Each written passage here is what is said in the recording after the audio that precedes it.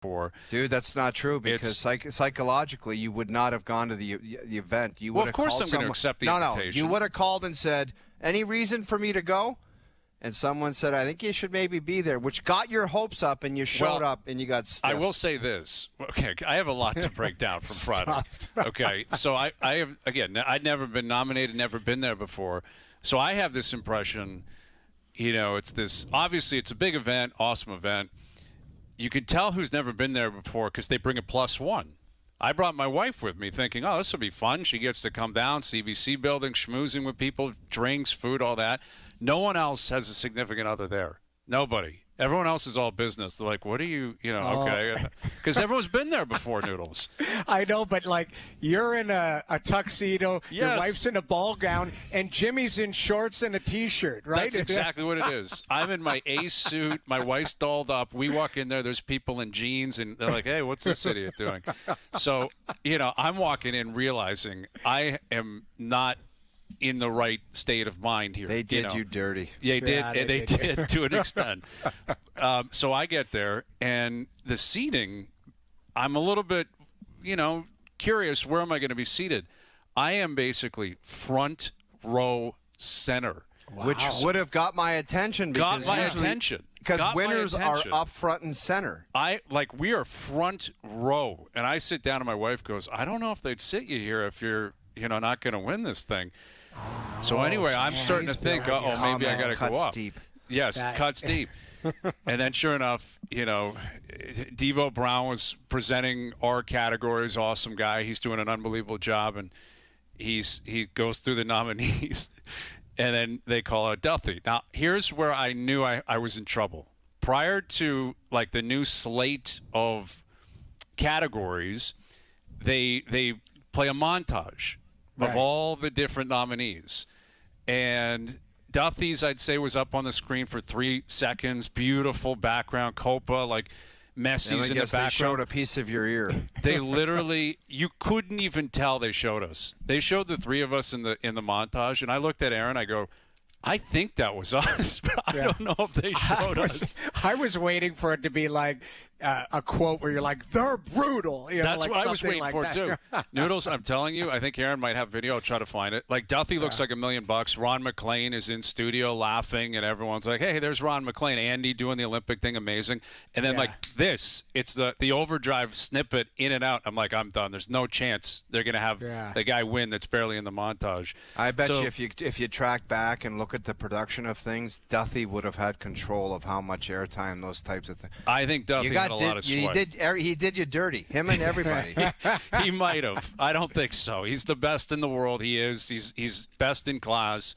We're not just saying that because he's our friend. We love him. He's the best. He's incredible. He's won a bunch of them. Andy and I after were like, of course Duffy wins. Of course he does. He should win. He's brilliant at it. But it was great. It was great to be there. Didn't win.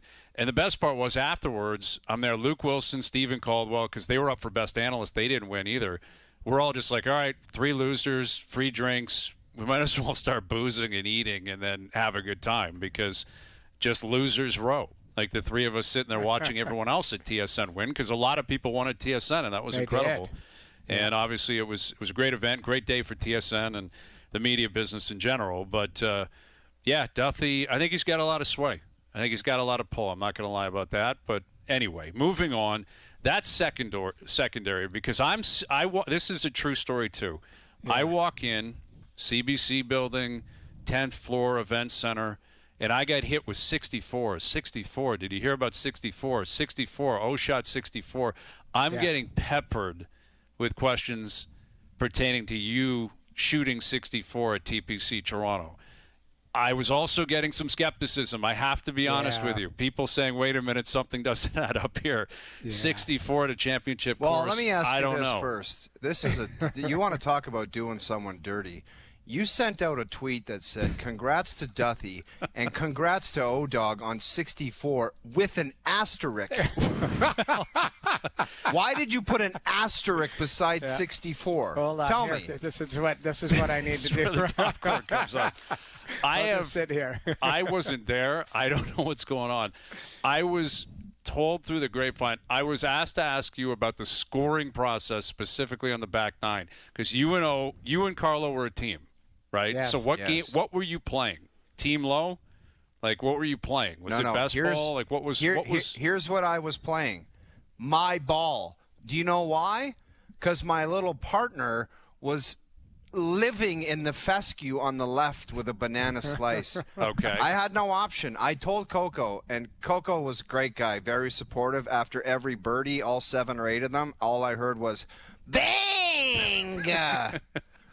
Which was very supportive and appreciative. You love hearing that when it's positive, when you're winning and you're rolling in putts. I made a bunch of birdies. And by the way, this is all on camera.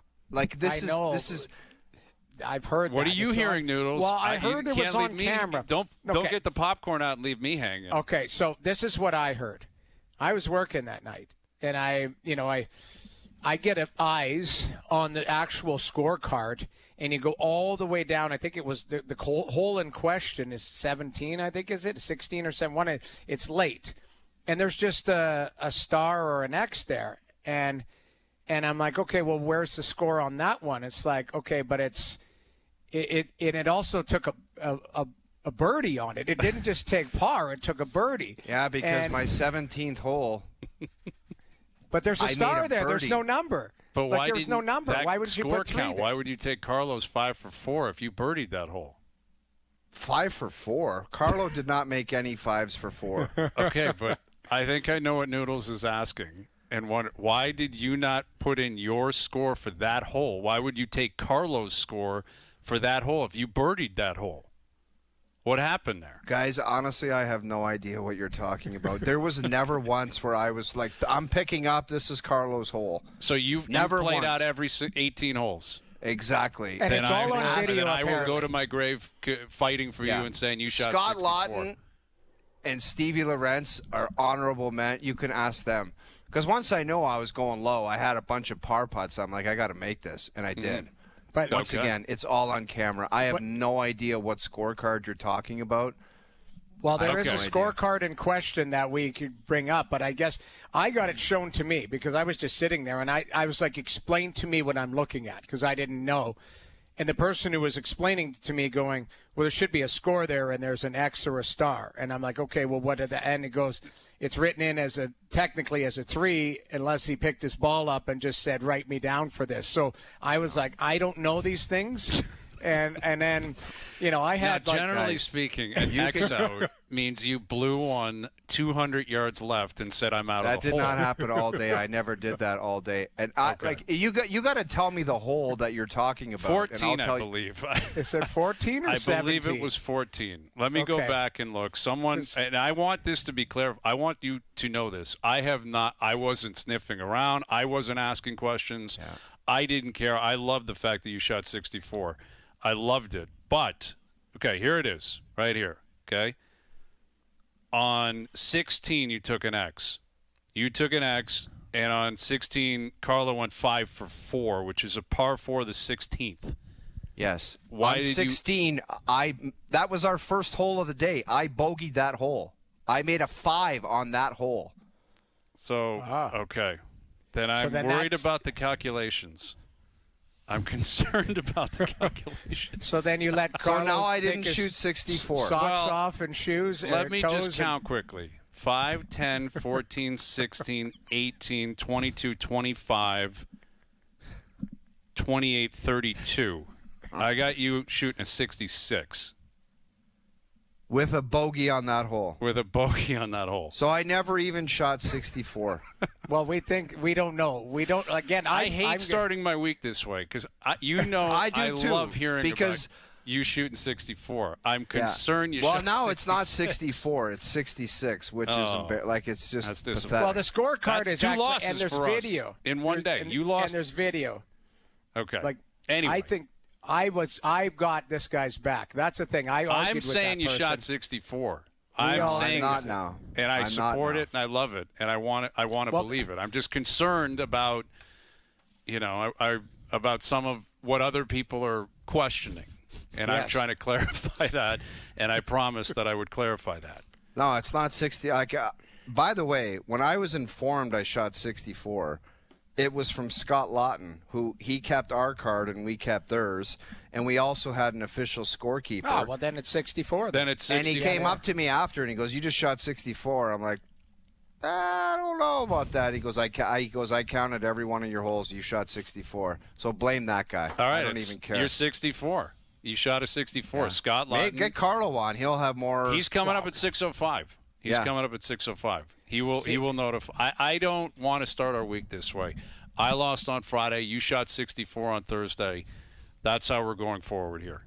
And the Jays have won 5 in a row. And the Jays have won 5 in a row. So that's all that matters. And we got a Cup final coming up with Edmonton and Florida. Chris Knobloch's going to join us in about 45 minutes. Hazy, I'll just tell you one thing. The zero torque TaylorMade putter. Dude, did you use that when you shot 64? Let me just tell you, okay? Every summer, I'll shoot in the 60s a couple times where it's like I have seen you. I have watched you and played with you multiple times. Shoot 68, 69. I tried this, and I know I'm not exactly Tiger Woods or Scotty Scheffler promoting golf clubs or whatever, but I've tried this putter. If you're going to get one putter, try it. Because since I got it, I've shot 66, 65, and I guess asterisk 64.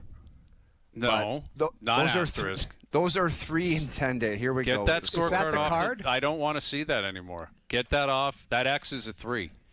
It's a 64. I don't understand it, so I was like, all right. Like, it was brought to me. I'm like, all right, I don't know what I'm looking at. So then they were trying to explain it to me. And then I was like, all right, I'll get my popcorn and I'll just watch as you guys battle it out because I have no idea what's going on. I don't want to battle anything out. I love hearing about friends who go low and play. It's a geeky golf thing. When I shoot my best, I'm going to call low and tell him you wouldn't believe what. Now, he won't be impressed because for me it's like 75. 74 would be a career round for me. What was the par for the course that we played? Was it 72? 72. Yeah, I believe it's 72. Well, if it was 72, I thought it was a par 70. There's no way in hell it was 64 then. Well, so we've gotten that straightened out. Let me clear. Oh, no, you know what? Oh, you're right. It was it's a par 70. Yeah, so 64. Okay. Now there's too much stuff going on. I think you shot a 64. You tried to take me down and do me dirty, man. I did not. I had no interest move. in doing that. Carlo's coming up. Get that TaylorMade putter back up there. I need to see it again. It's so beautiful. And I wonder if I'd like to explain the technology. It's a center shafted putter, zero torque. I need one. I have to have one. You got to try one of these. I got to get one. I'm in the Pro-Am sick. on Wednesday. I'm not going to be able to get it between now and Wednesday, but I wish I could. Because I need help. I'll see if I can pull a string to have one at that golf course for you. See what you can do. I'll see what I can do. Okay, we'll reset and we'll get. Dude, you we'll pissed really me get off, going by here. the way. I thought I shot 64. You did shoot because now that I'm thinking about it, with all of I'm starting to really wonder why I'm being fed misinformation. Fake news is par out there. 70. I had 1 bogey and 7 birdies, so that's 64. Do the math. Do the math. Is it Rick Bushwood or what? Yes, that's a 64. Do the math. Do the math. All right, there we go. Fair enough. I love it. We should probably throw the person who's caused all of this under the bus. It's a guy who. I want to know who's behind all this garbage. It's Duffy, isn't it? He might have won an award last week. It is a Canadian Screed Award winner. So he was like, I know. He started talking shit about me, and he said, I saw the score. Relax over there. He said, I saw the scorecard. This guy didn't. I don't care. YouTube Live. I don't care. He saw the scorecard, and it's like, this guy didn't even do this. Yes. Think about Duffy's weekend. Last week, the guy. Dude, I swear to God, I'll break into his house and throw all of his awards out of his window. He ruins your 64 and then buries me and leaves me like Ralph Wiggum at the Canadian Screen Awards and I'm tiptoes next. up the stairs and takes the award and shoves it right in my face and Andy Petrillo's face I'm and next. Ron He's McLean's. he's going to jam me up on the Anastasia's. panel somewhere. Yeah. But I'm next, right? You're He's coming after next. all 3 of us. Comes in threes. Watch yourself, Noodles. Duffy is going to take you out at the knees. All right, Chris Knobloch coming up. OverDrive continues. TSN 1050 and on TSN 2.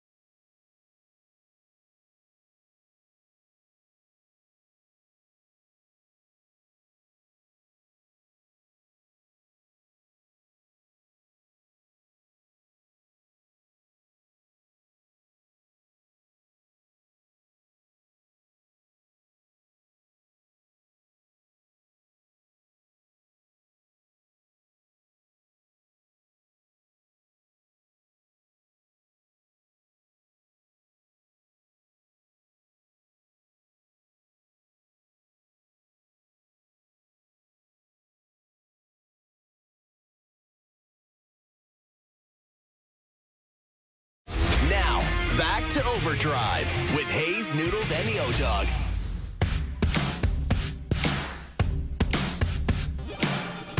All right, Overdrive continues, powered by FanDuel, bringing you everything from the opening line to the final score. Chris Knobloch coming up, preparing for Game 1 of the Cup Final on Wednesday night. Game 1 of the NBA Finals on Thursday night. A lot of Canadian content the next couple of weeks with Shai Gilgeous-Alexander and the Oklahoma City Thunder. Big favorites to win there. And the Oilers, man, we were talking about it last week. I think this time last week, Florida was the prospective favorite to win the series, and it's flipped. Now all of a sudden the Oilers, I think, are a slight favorite. But I think it's real the Oilers close. are favorite, or not? Are you not? It's very close. I mean, you look at the series odds right there, courtesy of FanDuel. They're minus 122. You're getting a bit of plus money for Florida. I don't know. I'm picking up on a lot of positive vibes for the Oilers. I just think, like, people are bringing up the comparisons with Crosby, how he did it, and then did it again when he went back, and Gretzky when he walked by the Islanders' dressing room, and then they got them again and he did it. I told you guys this before. Like, Hyman out, I don't think that those two guys that are leading the charge, they care what's going on. Corey Perry will step up. Evander Kane will step up. I just think they're not going to be denied. Like, they're trucking and rolling, and everyone. It's going to be a fascinating matchup because I think nobody can argue that both of these teams are kind of playing at the top of their game. And by the way, what a comment from Matthew Tkachuk to say to Connor McDavid, "We'll see you again next year." Mm-hmm. I remember what that. a comment! I like, that was line. Yeah, and the handshake line, it was picked up on a mic. How about that comment? See you again next year. It was in the Prime special.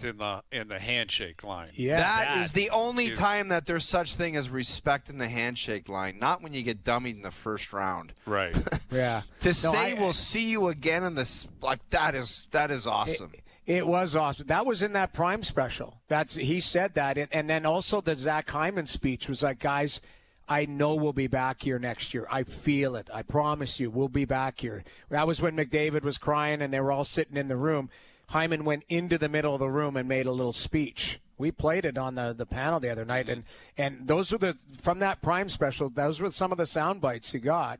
And you're right. Like, Tkachuk's like, great job. We'll see you back here next year. Now, again, if they don't make it back, nobody pulls that clip and goes, hey, Chucky, you came short on it. But what a comment for sure, because I would argue that halfway through this season, nobody saw either one of these teams in that position based on how they were playing and the inconsistencies and injuries and all that other stuff. But you're right, I think both these teams are playing their best hockey right now. Everyone's leaning Edmonton, and rightfully so, destiny, all that type of stuff. But I don't sleep on this Florida team, man. They're good. No. They have the one thing, and we know how important our favorite position to talk about. Yeah, and Stu Skinner. It's like it has to be the heater Stu Skinner that he's been on the positive, because if he has even one or two kind of the other Stu Skinner. Wobbly, yeah. If he has a couple of, I don't know what the number is, Hayes, but if he has two of them, they're probably toast. Like, two of them will probably cost him. Yeah, and I think, there's a Wizard of Oz, like, we're not in Kansas anymore type of connection. We're not playing Dallas anymore. Like, Skinner against Dallas the last 2 years has been out of this world. Out of this world. And everyone else he's played against, it hasn't been at the same level. So, yeah, we will ask Chris Knobloch this. Like, is it just Skinner's net? What obviously he's going to start game one. I think that goes without saying, and you got to stick with him, and he's been great. Yeah. He's been outstanding. But, yeah, I think there's validity to that. Now, I will say in the Cup final last year, Bob got flushed out at different times, but he settled in for Game 7. And in Game 7, Skinner was fine. Like, he was good. They lost 2-1. Yeah, they lost 2-1. It wasn't a goalie's issue either way once you got to that point. But yeah, I think you look at it. The reason this sets up to be such a great Cup final is there is no Cinderella here. This is not a scenario where it's like David versus Goliath. These are a team that scraped in. No, these are two Goliath teams that are polar opposites. Like, a big conversation going on in the league right now is the taxes and no state tax conversation and all of that. And I get it, and we'll have it as we move forward. But Edmonton, they don't have great weather. Yes, they don't have the same taxes as Ontario or New York or California, but they don't have the same setup that Florida does, or Nevada does. And, Edmonton just drafted well and signed the right guys, and they went through the process, and they picked a guy clearly behind the bench that just knows how to do it, because Knoblauch has been phenomenal. This guy's in his second Cup final. He hasn't even been in the league for like 18 months. It's incredible. And you got two worlds colliding, yet they're both playing incredibly well. Like, Edmonton steamrolled Vegas and then Dallas. Like it took them 10 games combined to beat both of those teams. Those are monster teams, man. Like those are legit hockey teams. And Florida dummied them, man. Yeah, they dummied them, and Florida destroyed Carolina. It's really only the Leafs and the Kings, I guess, put up a fight against either team. Early in each respective series. Right. But other than that, Edmonton and Florida have just looked like it's like a fight scene. Like the gangs in New York where at the end Bill the Butcher and DiCaprio, like they're pushing through bodies to get to each other. That's what this is. It's like Florida and Edmonton were like, move, get out of the way. We want them. They want us, and we're going to meet in the middle. And it sets up for an incredible Cup final. And maybe home ice like last year. I mean, maybe people are swaying towards Edmonton because could it be any of a worse start for them last year going down 3 Cobb? I think people are maybe looking at it saying there's just no way in hell they're going to do that again. Right. They have home ice advantage, and they dragged it to a Game 7, and maybe that last game. I got to be honest, this might be crazy talk, but I don't think it's going to be a long series. I say that a lot because I just get into a favor for a team. And I think it's going to. I think Edmonton is going to spank Florida. I really do. Really? Wow. That would be shocking to me. Either of these teams getting spanked. Yeah. Well, don't you think? Look at what we just talked about. All the teams were at the end of the line. Dallas Stars, they took down some good teams, and then they met Edmonton. Mm-hmm. They were at the end of the line. Carolina, everyone was like, God, Carolina can do this. They met Florida. They're at the end of the line. For someone, it's going to be the end of the line. You know what I mean? Like I don't think it's going to be blow for blow where it's like win. It's like down to a Game 7. I think the trend that's happened in the playoffs is going to continue into the finals, where one team's got it, the other doesn't, and it's like you're at the end of the line. And the most likely culprit of that would be Florida, because 3 years in a row in a Cup final, run out of gas. Like that makes sense. History. I don't even know if you suggest. can say that. Like that would have happened by now. I hear you. Out of gas. I agree with you. Yet Tampa in 22, I think they met Vegas, and it was like I think Vegas 1-5, and now they ran into injuries, and Florida seems relatively healthy. I'm not predicting that. I'm just saying. I'm the other way, and the only reason being is I think there's a few moves that they've made that have kind of reinvigorated them. Mm-hmm. Like keep in mind, Ekblad, like he got 20 games off. That was his own doing. All of that. Seth Jones, this guy looks like a rock star. 63. You could argue that Florida doesn't make it through Toronto if 63 doesn't Brad Marchand, I agree. Do what he does. He's right? Been great. Yep. So they're both teams are different, and you can hear Paul Maurice, Chris Knoblauch both talking about the difference between last year and this year. Both teams are differently. Yes, there's the core is still there, but the support group. Last year Evander Kane was banged up. You look at it. There were different things. That the teams were built a little bit differently. I think this is going to be a great series. I disagree. I think it's going to go the full distance, and it could be a heavyweight fight. But you're right. Sometimes the build up, and then it's like somebody wins in 5. Like you're just like they don't have it. You thought that last year though, right? When Florida was up 3-0, it's like this is done. It's over. They're done. And then next thing you know, it's Game 7. So right. I think both teams have that willpower. Like I obviously Edmonton can't play with fire like that again. No, you go down 0-3 again, then I think that's enough. But they're both playing as well as anyone I can recall in recent memory in terms of peaking going into the Stanley Cup final.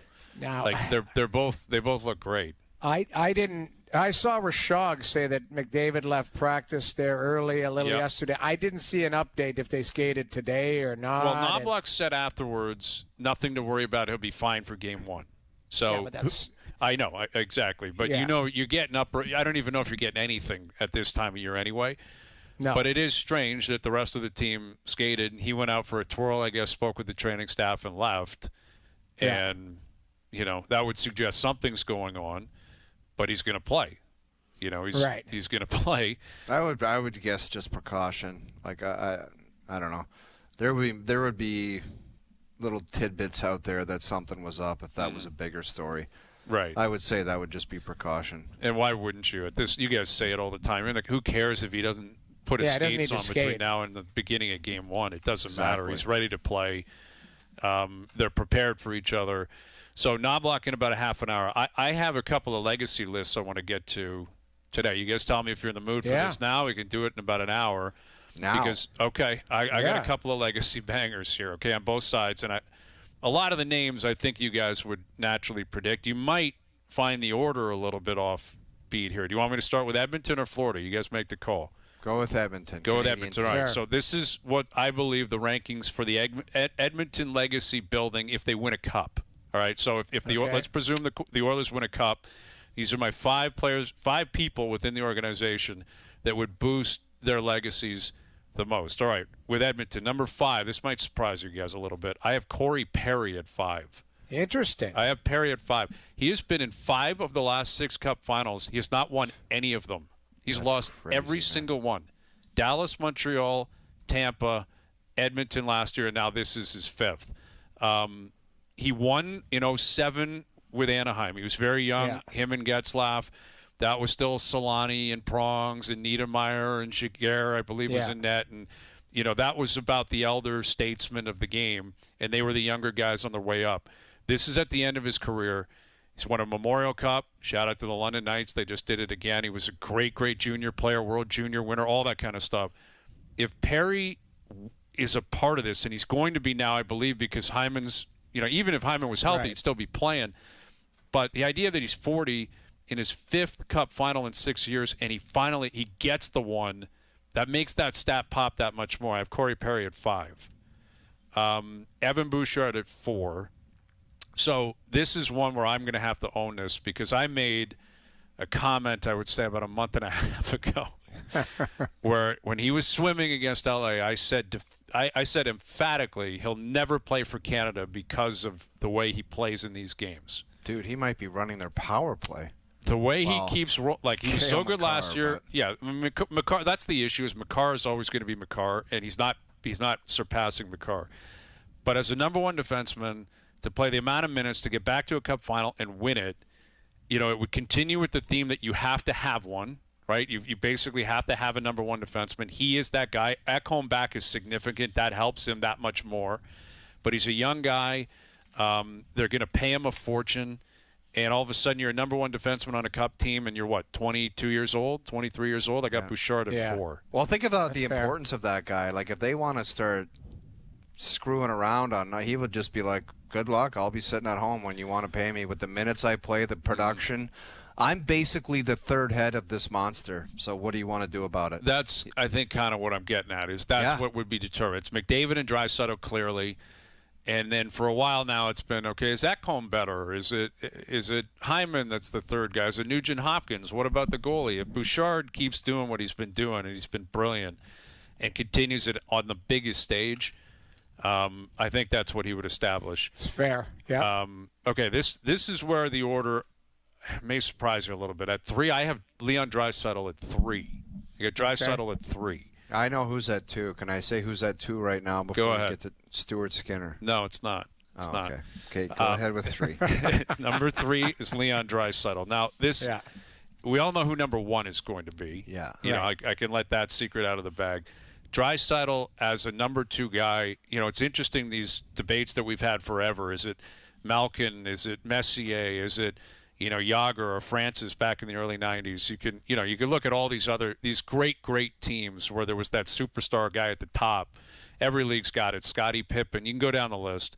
Draisaitl winning and performing the way he's performing, and I still think he's in the Conn Smythe conversation, right? Doesn't he have to be with the numbers he continues to put up? Like, if he has a great Cup final, would it shock anyone if he won the Conn Smythe?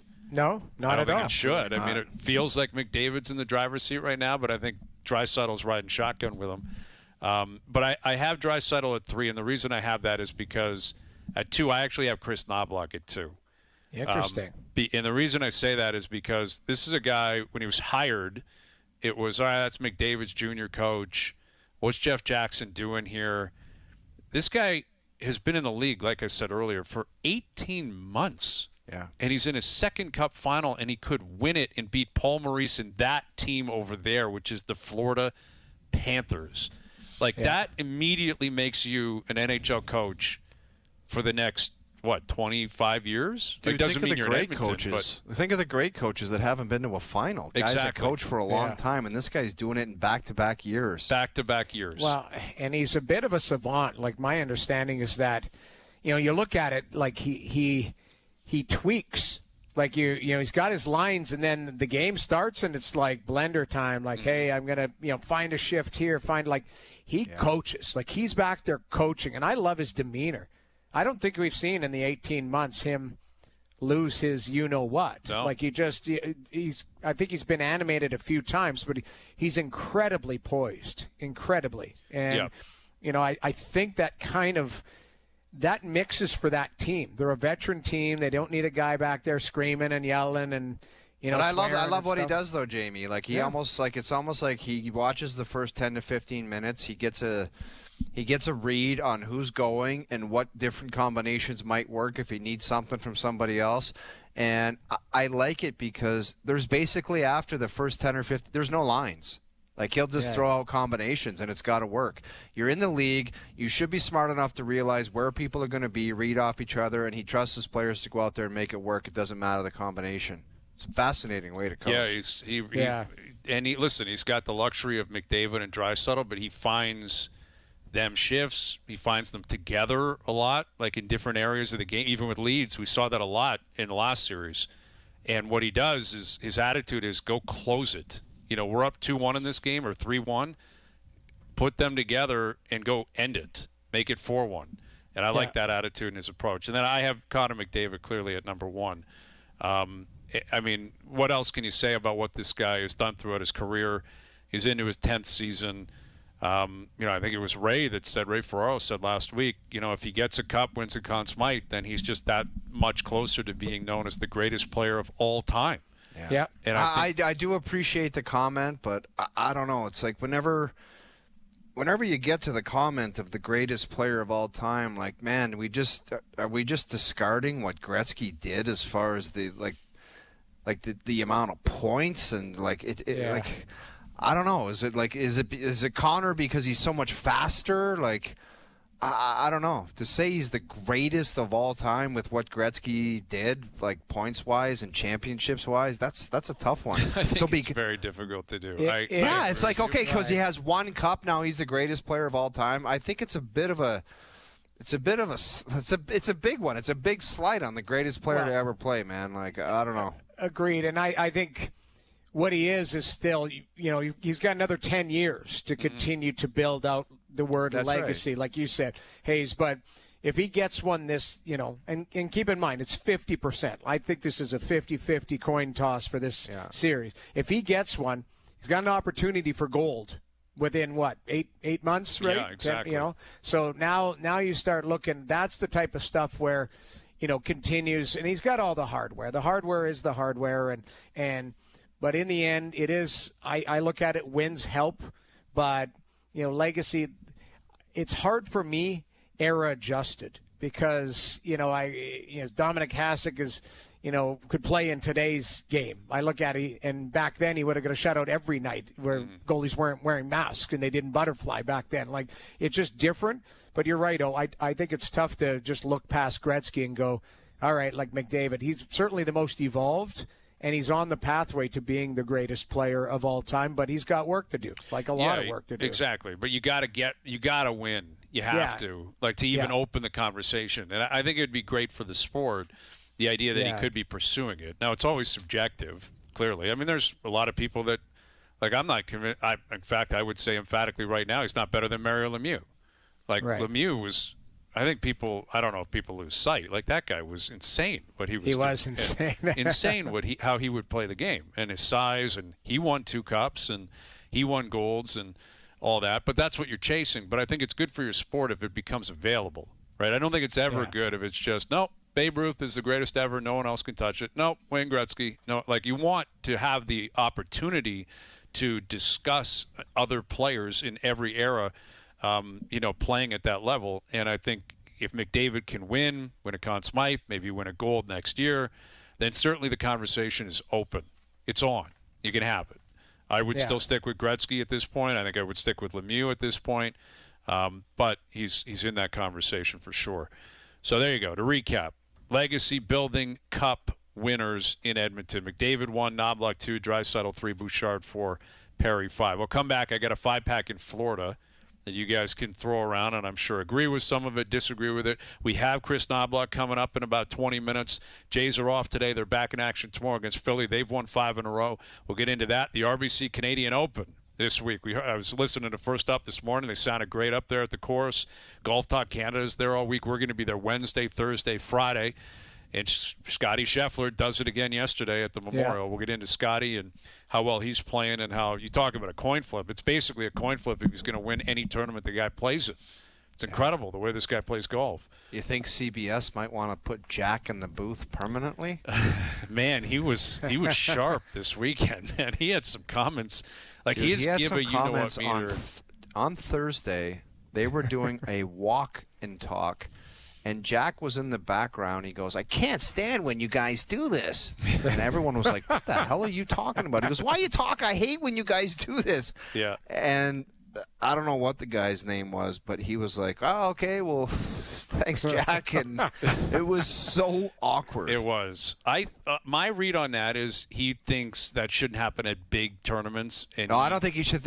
He doesn't like it, period. I don't think he likes it, period. Again, there's a generational gap here.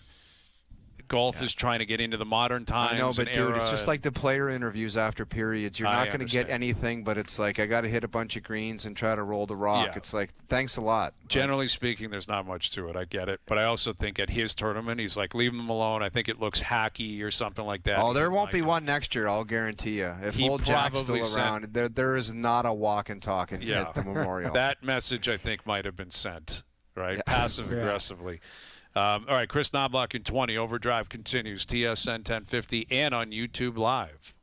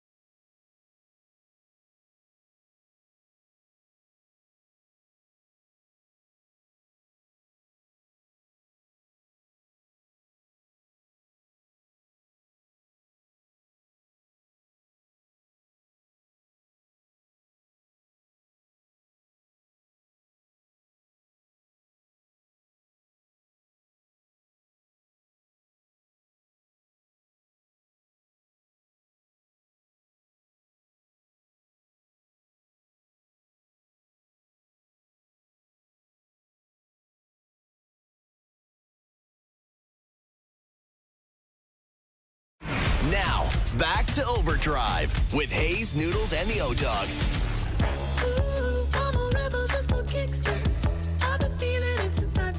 All right, Chris Knobloch of the Edmonton Oilers in about 15 minutes. Carlo Koliakovo coming up to corroborate 64 on Thursday up at TPC Toronto. And we're chugging towards the RBC Canadian Open on Thursday. So we'll get into that more this afternoon. We'll look back on Scotty Scheffler and his weekend. The Jays have won 5 in a row. Shout out to the London Knights again for winning the Memorial Cup. Incredible to see that. It was a great game What a last 2 night. years that group of players had. Like, not just Easton Cowan, because our boy Strutty was like, oh, they're going to have a press conference about Easton Cowan today. Strutty's banned. Strutty's banned. We might have to too. ban Strutty. We might. He's But going to we be so can't unbearable because the if Oilers win. are. Oh man, if the Oilers win the Stanley Cup, will Strutty get like an alumni ring? I don't know. It's not like, I don't know if Edmonton's like Toronto where, it'd be Legends Row and the row would be right to I would be asking. I would make my own. If there wasn't alumni rings, I would make my own. No, you alumni. wouldn't. You'd be I would. embarrassed to do that. No, Why I'm would not, you do I it? would not be embarrassed whatsoever. If there was Why? an alumni version of a Stanley Cup ring, I would. I Always. agree. I think that'd be cool, man. Why not? It's your don't. team. You love the team. You play. Yeah, for it's the team. like You if love there the was. team. Obviously, it's a small. I thought about getting. So should I get a Panthers alumni ring? I played for the Panthers in You should. 06. Should I get an Dude, if you alumni want. Absolutely, you ring? should. If you love if you love the team, I thought about getting like a 67 ring like remade, like getting my jeweler to remake a 67 Stanley Cup ring. Like the Just Leaf be- 67? Yeah, like the 67 Cup ring. Getting What would the one purpose of that be, though? I don't Just understand. I don't know. You just never know when they're going to win a cup. So it's like I'm going to have I some know, but, history. like- All right. Yeah, but I what are you guess. going to – if somebody walks up to you, beautiful ring. Yeah.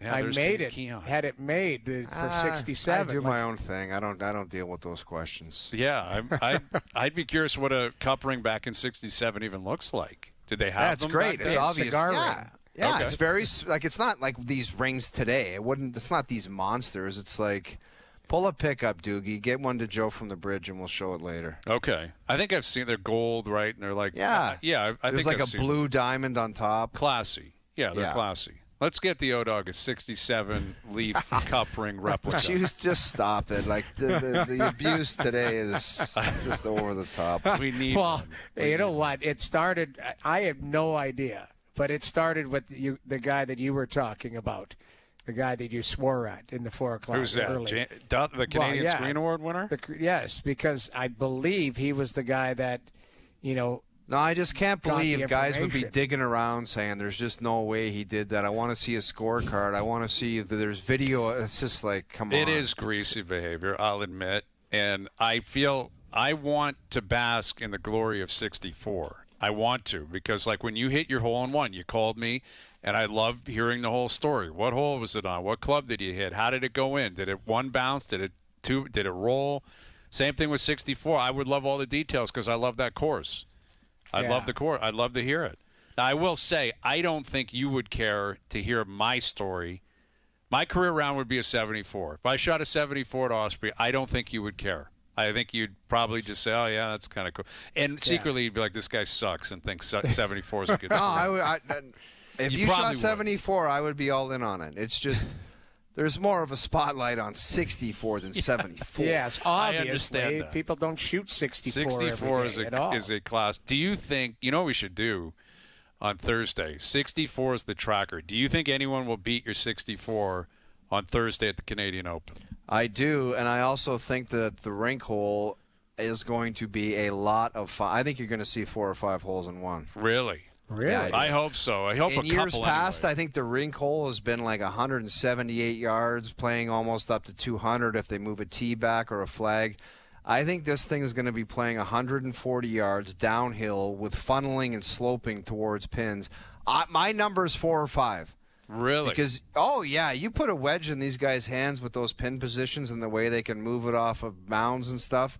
4 to 5, maybe more. Wow. No. I don't That's think a- you want to see that many at a hole. I think your whole because remember, like Okay, I'll tone it down a bit, possibly we'll say two or three. That would be personally. I think that would be phenomenal. Yeah, I and really if you do. can I think get it'd be one great on for the Sunday, tournament. even great. But I'm telling you guys, these guys with short irons in their hand on a downhill par 3, they're going to do some damage. Right, and I'm sure they're going to move the blocks around. I would think.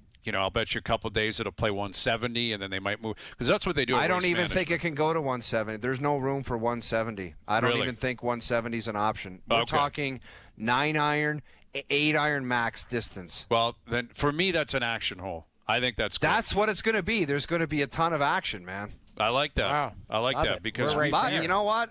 Maybe I wasn't even there. I guess there was all kinds of infractions. What did you shoot on 14? The rink hole. Did you birdie that hole? Yeah, I did. I made it 2.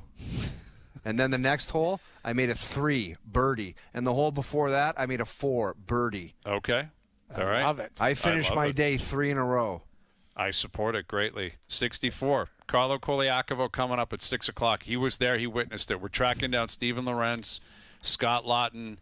Everyone's got to come on here and tell us about 64 at Osprey. Exactly. Love it. Chris Knobloch coming up. I still have my top 5 for Florida. If they win a cup, the legacy building list. We'll get to that around 5:30. Overdrive continues. TSN 1050 and on TSN 2.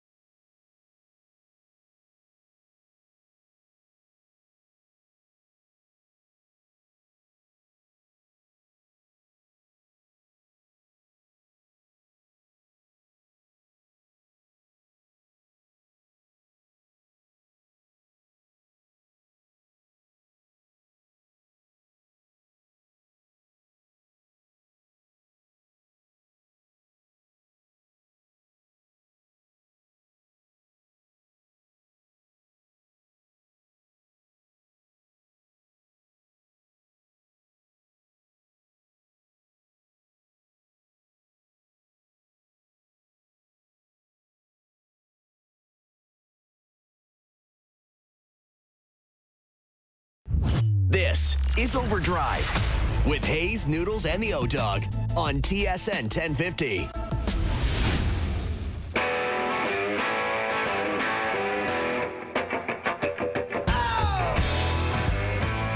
Hour 2 OverDrive continues, powered by FanDuel, bringing you everything from the opening line to the final score. Brian Hayes, the O-Dog, Jeff O'Neill, Jamie Noodles, McLennan. You got Chris Knobloch coming up, the head coach of the Oilers. He'll join us in about 5 minutes, about 48 hours away from Game 1, Cup Final, out in Edmonton. Home ice for the Oilers this year. Very significant media day tomorrow. So we'll get into that with Chris and a lot more to get into with him. And we're less than a month away from July 1st in both the NHL Hayes, and NBA. Fascinating to ask the coach about, like, experience. Everyone talks about experience in sports. So what can you actually take from last year's experience into a totally new series?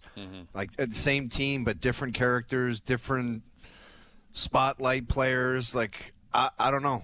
I just wonder what the experience would mean. I mean, maybe it's a simple big picture thing you take to yourself was, don't blow the first 2 games or don't blow the first 3. Like, is it as simple as that, or is there other things? What I've talked to guys about it, and it's not even so much as on ice. It's dealing with how noisy it is as far as, like, think about the off-ice stuff these guys are going through, the parents, the brothers, the cousins, the uncle, like tickets and travel and, like, people coming into town. Like, I think there's so much distractions attached to it, and it's your first time there, so you want to bring everybody along as far as have them. Like, I've been told this by guys going, it's an absolute circus as far as, just trying to get to the ice, get to the game. And then you're right, the experience on the game and going through the, high pressure. But my understanding is, like, there's so much, it's really noisy as far as getting to the ice because there's just so much distractions. And I think that's why I'm thankful, Jamie, my family, like, they would just handle that on their own. Yeah. Like, my dad and his buddy came down to watch me in the Stanley Cup final in Carolina. I don't ever think I heard a peep about it. Like, he just went. He did it. Yeah, I mean. Got a hotel, did it. Like, I didn't have to handle one, like, anything. Yeah, well, nowadays, I mean, the wives and the girlfriends. I read an article yesterday. It's called WAG, Wives and Girlfriends. They've got, things set up and this and that. Like, there's just so much. Like, it's just distraction after distraction. What do they have set up? I don't. I'm telling. I've read it. WAGs. It's WAGs is the acronym. But did you read it? Yeah. Did you read it too? I did not read that. But I read that article. WAGs. Right? I've never heard it actually pronounced instead of said WAGs. Well, yeah, anyways, listen, there's a lot going on. Obviously, I don't know how much that changes the second time around. I guess we'll find out. But I think that's the question to ask Chris out of the gate, because we hear it all the time. Like, once I got through my first one, I learned, maybe things to do differently the next time. I'm curious how that applies to the build-up, because we don't have any access to information in terms of how it applies to them playing, because they don't play until Wednesday night. But the preparation, the fact that they don't have to fly down to Florida to start the series, those are all different storylines that are right in front of them. But I'm curious how Knobloch is going to answer that question. Yeah. What do you think experience is worth, prior to getting there? And did you think it was valuable for Florida last year? Because they had lost the year before, but they had been there the year before. Yeah. And, last year Florida was the veteran, Edmonton was the rookie. This year they're both vets. Yet only one team knows how to win in the Cup final. Only one has actually done that. So there's a lot of different things that are going to play out. I think we get caught up, myself included, in applying last year's series to this, and it's going to be completely different. It's just going to be a completely different series. It never plays out the same way. But I think it's overall an exciting series. I mean, when you consider it's 2 big boy teams, it's superstars.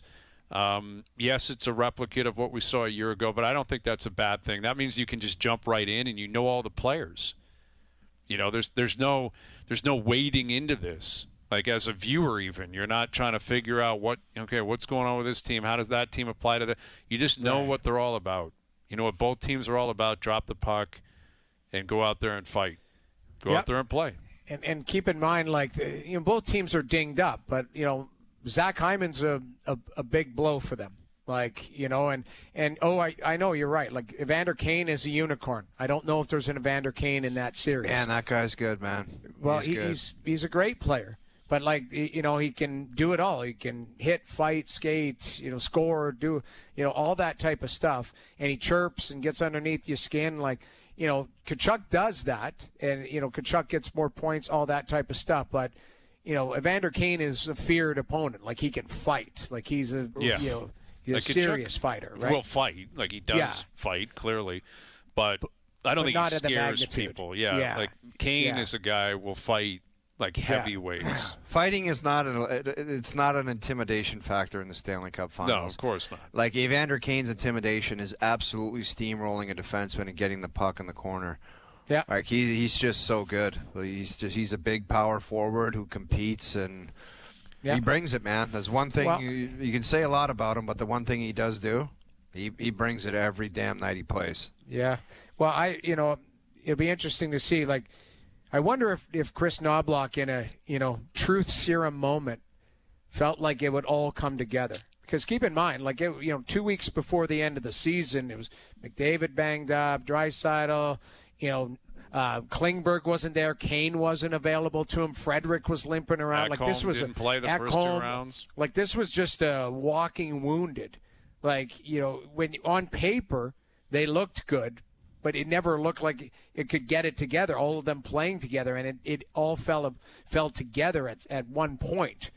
But at some point, do you think he would admit, like, he's probably laying in bed going, God, I don't know if it's going to come together. I don't know. I mean, it's interesting. Like, we haven't really looked back on the previous series a lot because we're moving forward here. But what Rod Brindamore said at the end of the Kane series, where he thought with all the players that left last offseason, he wasn't sure they were going to be a playoff team in Carolina. Like, that's crazy. Forget making it to a conference final and maybe not feeling like you can all come together and get to a Stanley Cup final, which in the end they did not. I don't disagree with that comment. Do you? Like, when those guys left out the door, it's like you're looking at their roster and you're like, how good are they going to be? Yeah, wonder, right? They lost, Pesci and Shea and Teravainen left, and there were a couple other forwards that left. There was turnover there, for sure. Yeah. Now that's a different extreme than this, but I guess in the end you kind of have to have faith, don't you? Like, if you're the head coach. Well, Natchez is the other guy that went out the door, and they did bring someone else in, but it was Stankoven. Yeah. Like, Stankoven's a good player, but he's not at that level. He's not a game changer, game breaker, like elite player. No, he's not. And who knows if he ever will become that. He may just be a good player. He's going to be he's going to top out at possibly playing some second line minutes. Yeah. 20 goal scorer. He might be on your third line, energy guy. Mm-hmm. It doesn't mean he's going to be a bad player, but I don't know if he's going to be a top end guy. Yeah. It's not a slight to him. No, it's not, and it's not his fault. I mean, they swung and missed. They went for Rantanen, and it didn't work out. Natchez was great prior to that. But, yeah, it's a good question. I mean, I guess once you get to the dance, you probably always are going to look back and say, yeah, I guess I always believed. But I guess we should go right to the source. Here he is, the head coach of the Edmonton Oilers, joining us here on the Maple Toyota Hotline. Here's Chris Knobloch. How you doing, Chris? Good. Thanks for having me. Yeah, thank you for doing this. We were just discussing, the last 12 months for your team, and even down the stretch when Connor was banged up and Draisaitl was banged up and there were other guys in and out of your lineup. Curious if you just always had belief you'd be in the position you are today preparing for the Cup final. We always knew we had a good team. We didn't know if we'd have enough time to kind of put it together because we had so many guys at the end of the year banged up. As you said, those two were hurt. We knew they were going to return. We knew they were going to be 100%, but there was a lot of other unknowns like Evander Kane, Trent Frederick, Klingberg, Wallman, Ekholm. Like, we had a lot of guys miss the last month of the season. In retrospect, it really helped our team. Like, we had guys step up and played really well down the stretch, and they wouldn't have had those opportunities to find their game and build it if we didn't have so many guys hurt. So that helped us. And then early in this series against L.A., it was the first time we had all these guys together. Trent Frederick, Evander Kane came in game 2. And, for me, it was like, what do I have here? Like, who plays well together? Because it was pretty much a new team. And, we were able to figure it out. We almost didn't have that opportunity to figure it out, but we always knew we had a good team. Chris, going into the finals again, we talk a lot on this show about sports in general, the value of experience. So Florida Panthers, the finals again, how does experience helping you? We were just talking about it. Other than the fact of you don't want to go down 0-3 again, how does the experience factor come into play for yourself as a coach and the players that are returning to the final?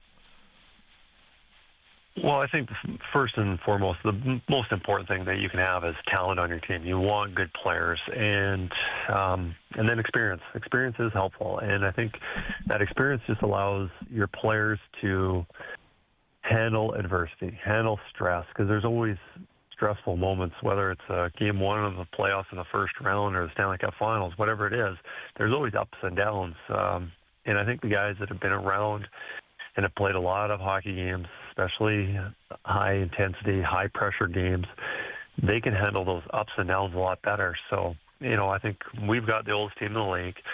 I believe we might have been the oldest team last year, too, which is beneficial because there are a lot of ups and downs, and they're able to just worry about what's important at the moment, not the blown call or what the other team is doing or whatever it is. They just know what's important. You just mentioned about the most valuable thing for you in your players is having talent. How do you get the message across to your players that it's great to be talented, but to succeed in the playoffs, it's got to be more than that? You can't bring just talent to the table. Well, these guys they've been around for a while. They played a lot of hockey games, and my best players have really elevated and played phenomenal hockey throughout their careers in the playoffs. Like, you look at what Leon Draisaitl has done, Connor McDavid, these last 2 years, Evan Bouchard, among other players, which is outstanding because there's always stars who, don't elevate their game when things are difficult. Like, it's hard enough to score and play well in the NHL against the best players in the regular season, and then when it's playoffs, it gets even harder. And for these guys to elevate their game even more is really impressive.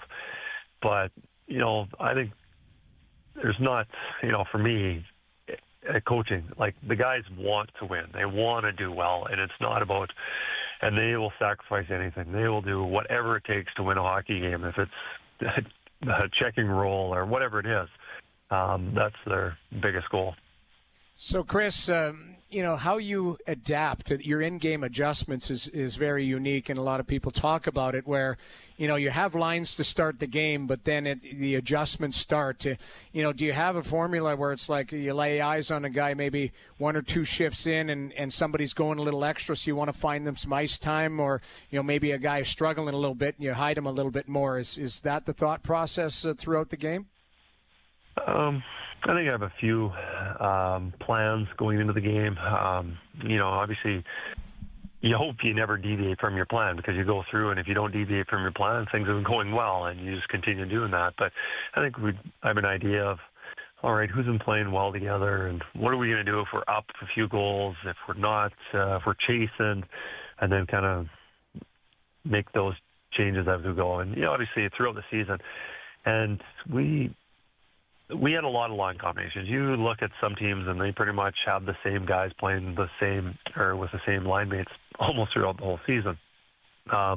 This year, we had a lot of fluctuation, especially mid-season, especially around January before the Four Nations. We were really trying to find out what we had from our team and who could really step up and play in the top six with Leon and Connor. So we had a lot of things going on.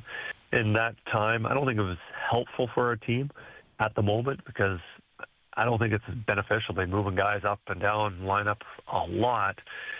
But I think it's been helpful for us now because we know what works, who plays well together. So we have some better guidelines of what we need moving forward. With Chris Knobloch, head coach of the Oilers, Game 1 Wednesday night in Edmonton. We've discussed experience, kind of more overarching experience. Oldest team in the league. Now it's your second cup. You're still a very young coach in this league, relatively young. You've been in the league for 18 months. You're in your second cup final. What do you, without, we haven't got to the games yet, but what do you believe you learned? What do you know you learned from the cup experience last year that you feel you can apply to this cup run that you think will help your team? I think during this tour, my time as a coach, I think the biggest thing is you know what the other coach is going to do. What's the other coach going to do when they're chasing a game, or what are they going to do when they're up, or I don't know, just those tendencies. And I learned that when I went from the Western Hockey League. I was an assistant, then I went to the head coach. You kind of had an idea. But when I went to the Ontario Hockey League, I was a head coach there my first year or even my second year. Didn't really know what the other team was going to do, and I always felt like I was a step behind. And then I was a head coach there for 4+ years, and then you kind of have an idea, okay, this is what this coach tends to do, and these are the adjustments he might make. Last year, all these coaches were new. I didn't know exactly how they played or whatever. I think that has a little bit to do with it. Learn some experience of what other teams are going to do. Like we saw Dallas 2 times through these 2 playoff runs, now Florida. But I think also probably what I learned the most was the ups and downs of a playoff run and how you need to be able to shut it off after the game, whether it was a loss, a win, overtime, put it behind you and get ready for the next one. So when you say shut it off, does that mean, like, obviously you review the game, but are you trying to review the game without a pulse? How do you do that? How do you look back on a bad loss without, having that emotion, or a great win without having that emotion? How do you do that? Well, you're definitely reviewing the game and seeing what worked, what didn't, and any advantages you think that you can gain. But I think it's the preparation on, if it went really well, it's probably not going to go that well the next game because it's a new game. There's new momentum. And, I don't believe that momentum carries from game to game. It's after that win's done, it's done. It's a new game the next one. And, I think that helps me, whatever that message is to the players the next day, or what kind of tactical adjustments we need to make. So Paul Maurice recently said he believes his team is better than last year, and he said he believes your team is better than last year. How do you respond to that assessment? Yeah, I would agree with that. I think of our especially our defense. I think our defense got a little bit better. We're missing Zach Hyman. I'm not sure if we're stronger up front, but I think we've got more guys that are capable of stepping up and contributing. We're not going to replace Zach Hyman. And as for Florida, it's scary to think that this is their 3rd Stanley Cup final in a row, and this is probably their best team. And you look at the additions that they made at the trade deadline, Marchand, Jones, probably is their best team. So, I think it'll be a great series, and I'm looking forward to starting it because there's been a lot of sitting and waiting right now. Yeah. Do you pay attention to any of the coaches, like in all the other series that you've been a part of, Chris? Do you pay attention to any of the opposition coaches' comments? Yeah, I do, because I also like to know what, their message in the press conference is usually the message to their players. And their players, certainly what they're talking about is the message that's probably coming from the coach, and kind of gives you a little bit of idea what's coming in the future. So, there is a little bit, but certainly not to a large extent. We've talked a lot about McDavid and Draisaitl, but Evan Bouchard, especially in your market, and we know Canadian markets can be noisy sometimes. He's a guy that's very polarizing. There's feast or famine with him sometimes, where he can make a 10-bell play, or he can make a mistake. In the playoffs, he's found another level. What makes him able to find another level at the most critical time? Well, he's an extremely smart hockey player. He does. He has some great talents. He can pass, shoot the puck, but he really reads the play well. And yes, he makes mistakes. Every player makes mistakes, but what he does do that very few can is the plays that he does make that are the 10-bell plays. The passes and getting pucks through the nets, and that's what separates him from just the average defender. And I think it's very unfair that he gets a bad rep about making mistakes, because all players do. but the amount of positive plays that he makes and the positive impact he has for our team winning hockey games is tremendous. And he does that through the regular season, but like Leon and Connor in the postseason, he's even better. So are you aware, I'm not sure if you're on social media or not, but there's a guy that looks exactly like you that's behind the bench. I think he's from the Knobloch doppelganger. Did you see him? Did you lay his eyes onto him? Have you met him before? Anything like that? I have not met him. Before he came to any of our games or before it was known, Gene Principe, he showed it to me, and I did see him, and the first comment I made was, what a handsome young man he is. Of course. Stud back there behind the bench. You got to get him there. Is he going to ask for tickets? Now he's popular. He's become a superstar out there. I mean, how does that work? He's almost family. But, yes. I have not met him yet. Okay. We got to get him somehow meeting with you. Hopefully, with a Stanley Cup in hand. And I guess we'll get you out of here with a question we've thrown around. A repeat of the Cup final, considering how heartbreaking it was last year. Is it possible? Is your team more inspired this year? Is it possible for you to calculate that? Like, I'm sure you guys were chomping at the bit this time last year once you were in the Cup final. But now that you're back, considering the heartbreak a year ago, because it's Florida again waiting for you, the mood of your team, is it possible that you're even more inspired this year? I think we're more prepared for it. Experience is going to help us. When you're playing for the Stanley Cup, I don't know if you can ever be more motivated because that's the ultimate goal. So, we were 10 out of 10 last year, motivated, and I don't think that's going to be any different no matter who we're playing or what it is. I think the ultimate goal is winning that Stanley Cup, and that hasn't changed from last year or this year. Well, we're looking forward to things finally getting started on Wednesday night. And I know if we're looking forward to it, I can only imagine how much you're looking forward to it. So good luck this time around, Chris. I know it's a busy time. We really appreciate you doing this. Thank you. Thanks very much. Thanks for having me. You got it. There's Chris Knobloch, head coach of the Edmonton Oilers, joining us here on the Maple Toyota Hotline. Did you guys sniff out where I was going with one of my line of questioning? Which one? The talent and getting them to elevate. The hard work. Yes, I did pick up on that. Yeah, I'm sure you did. Yeah. And you notice what he said? He goes, they just elevate and get to a different level. He goes, some guys just don't do it. I was like, oh, really? I had no idea. Yeah, it is quite the luxury to have when, both coaches must look at their best players and just thank them. Every once in a while, just say, thank you for being a beast. Thank you for continuing to play the way you play, wanting to play the way you play.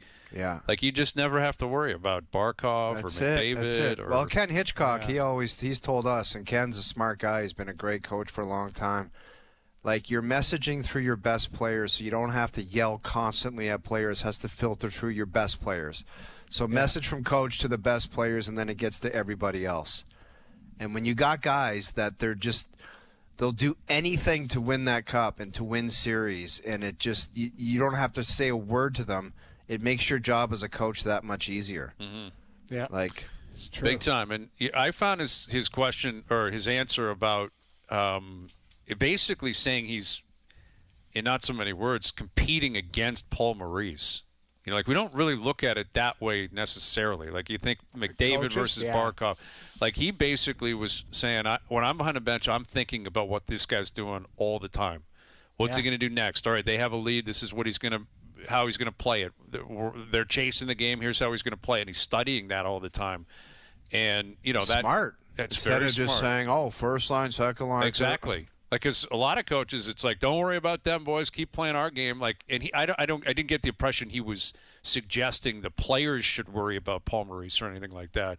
But he studies clearly. It's tactical, right? Exactly. What are they going to do if they get a lead in the third period? What's Maurice going to do, and how do I tackle it?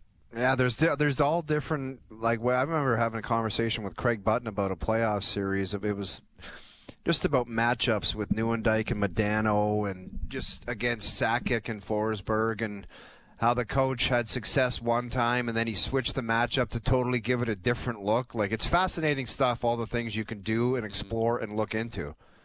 See what works, you know what I mean? And understanding that, things are going to be different the next time out. And, even what he said, like, I like to listen to what they're saying over there because that's the messaging being sent to their players. Well, I hope Paul Maurice doesn't hear that because he'll be just blabbing away on tomorrow night. Well, Paul can't help himself anyway. Maurice is going to Maurice. He's going to be on his throne, and he'll be on fire. He's a quote machine, though. Yes. How many times? But it's great because how many times have we been dying for some personality behind the Noodles, microphone? he's gone a little bit too far. Like, I get it. I mean, we haven't been together as a show since Edmonton beat Dallas, and our buddy Pete DeBoer, had some comments for the goalie, and it's amazing the wild swings. And I was thinking about this yesterday. 10 days ago, Pete DeBoer, this guy doesn't lose in game sevens. No.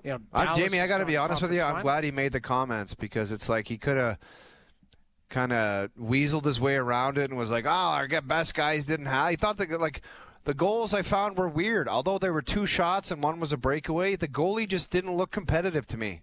I'm sorry. He didn't. He didn't look competitive. He didn't look ready. He didn't look competitive. And he had enough, and he said, I'm not doing it with you. Yeah. Although the other guy went in there, and he wasn't much better, but it was like he just said, I can't do this with you right now. Well, I don't think there's anything wrong with that. How the relationship's going to be moving forward, I don't know. But I don't blame the guy. I don't disagree with you. I thought you pull the goalie, you read the riot act to the group, but then you put the goalie back in a couple shifts later. Because if you're going to read the riot act to the players who are out to lunch, then they get an opportunity to wake up. Yeah. Ottinger sat there beside Ray, not getting the opportunity after he got yelled at to fight back. Now, again, Pete DeBoer has way more coaching experience than all of us. But the point being is he saw something. And he even pointed it out and kind of doubled down afterward and said, this guy's lost 7 of 8 against this team. Like, the sample size is there. Yes. Which I thought was, you don't need to share that information at the end of the season. The thing is, who's also lost those games? Pete DeBoer, as the head coach of the Stars, and Jamie Benn, and Tyler, everyone that plays on that team has lost, not just Ottinger. My experience tracking coaches and the way they handle goalies, DeBoer just has no faith in Ottinger. That's my opinion. Is that he was waiting for him to fail, and when he saw it, he said, "I'm not doing this. You're out." I don't think he was waiting for it. Every coach is optimistic that the guy that's high-priced and highly sought after and highly talked about is going to get over the hump, and he didn't do it. I don't think he was waiting for anything. Well, when I say waiting for it, I'm saying in the back of his mind he's concerned about it. Not predicting it, not hoping it happens.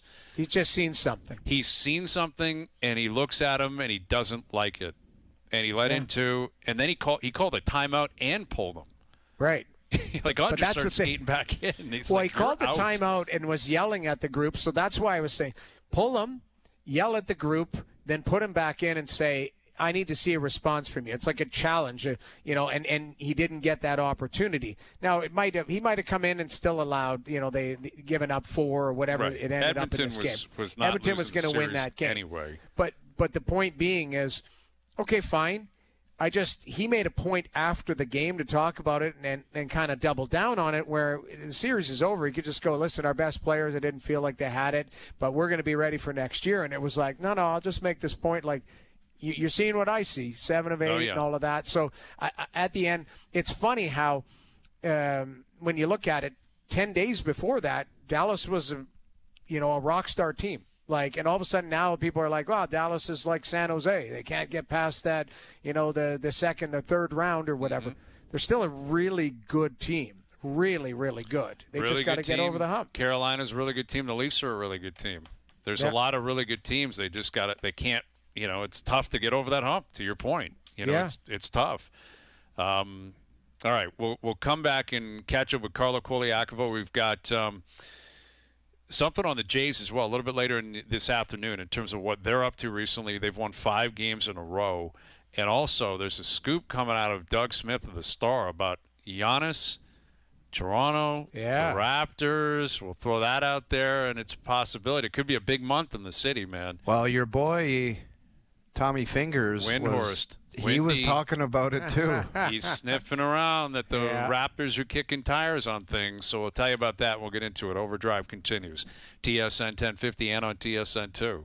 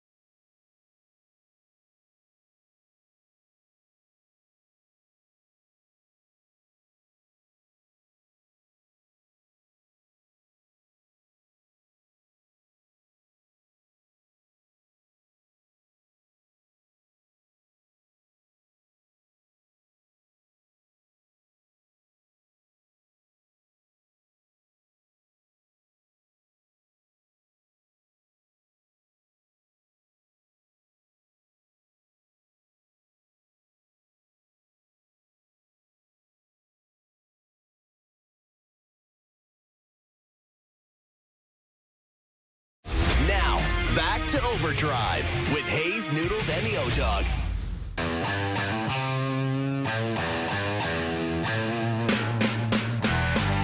All right, the Overdrive PJ Picks brought to you by TaylorMade. When you need more performance, distance, and speed from your golf ball, it's time to switch. Learn more about the all-new TP5 and TP5X at TaylorMadeGolf.ca.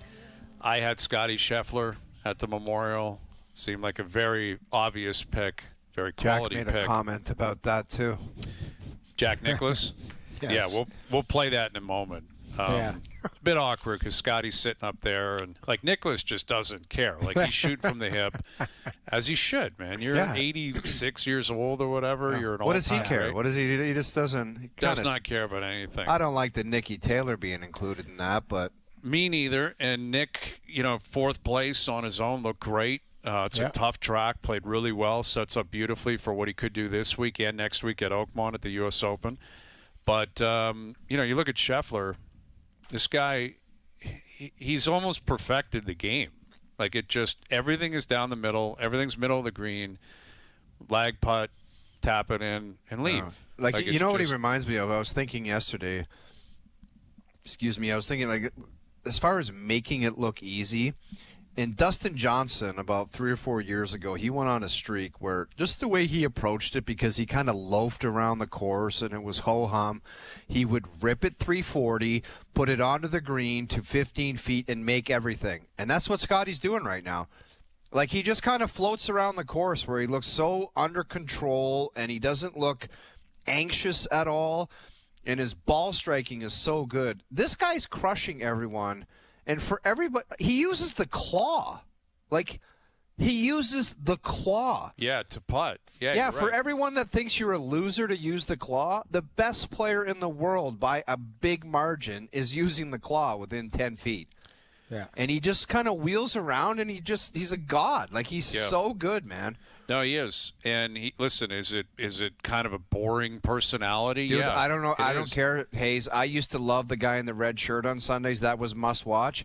But I'm just as fascinated watching this guy just because he always gets it done. He Right. always wins. And ultimately, that's what really matters. What made Tiger was he won. Now, he won at an even more extreme rate. Than he would Scheffler have did. flop shots and shots out of the rough and Yes. this and that, and it was excitement level through That's the why roof. it was amazing. He would Yes. fly one over people's heads, and you'd be like, Yeah. how's he going to get out of this? Yeah. And He would hit it in the deepest rough on 17 with a one-shot lead and hit a pitching wedge from 212 that would go to 8. It was just like, what? Yeah, and Scheffler doesn't do that. That's why, honestly, he, like Spieth was saying over the weekend, the guy, his club control is unlike anything anyone's ever seen. He hits everything perfect.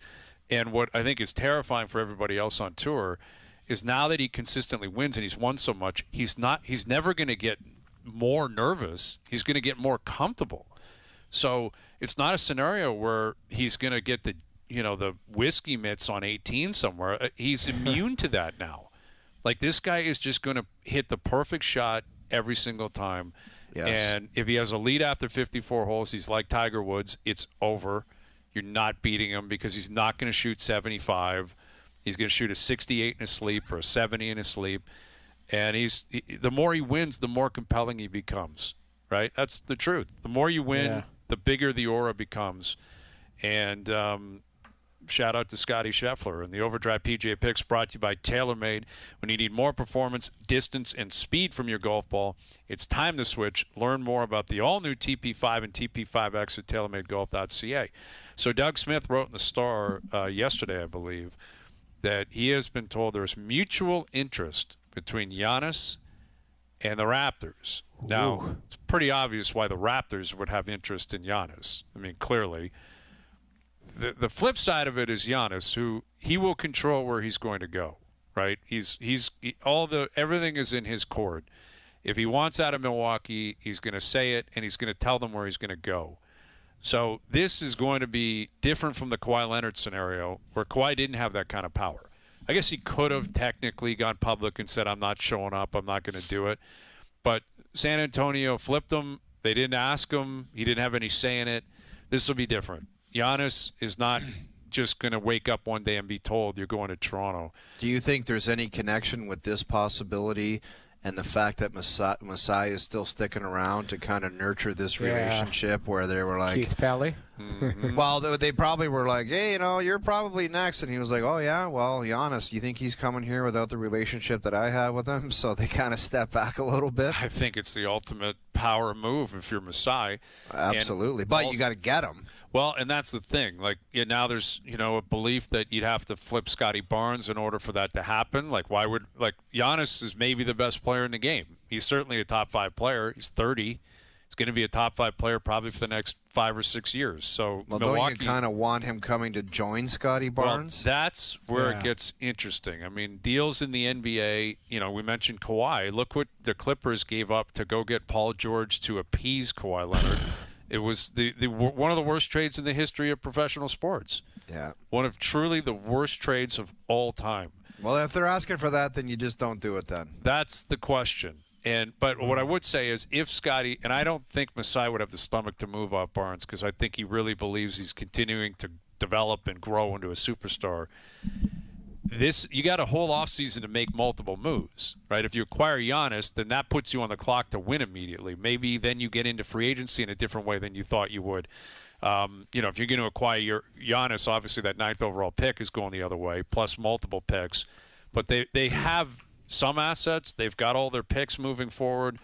It may be a complicated trade, but it also may get to a point if, and this feels, a pie-in-the-sky type of scenario, but if Giannis decides he wants to come to Toronto, that is advantage Toronto in terms of what they have to give up in that scenario, right? If he wants out, Milwaukee decides it's in our best interest to move him, but he only wants to go to Toronto, kind of ties your hands if you're Milwaukee in terms of demanding what you believe you need to get. Would you do the trade if Scotty Barnes was going the other way? Like if they insisted on Scotty Barnes? I think I would. Yes. Giannis is a top 5 player. He's Giannis. Yeah. He's 30. I wouldn't do it for morale. Kevin Durant. No chance of doing that for Durant. But is Scotty Barnes ever going to reach the level of Giannis? I don't think so. I don't think so I think it's either. unreasonable to expect that.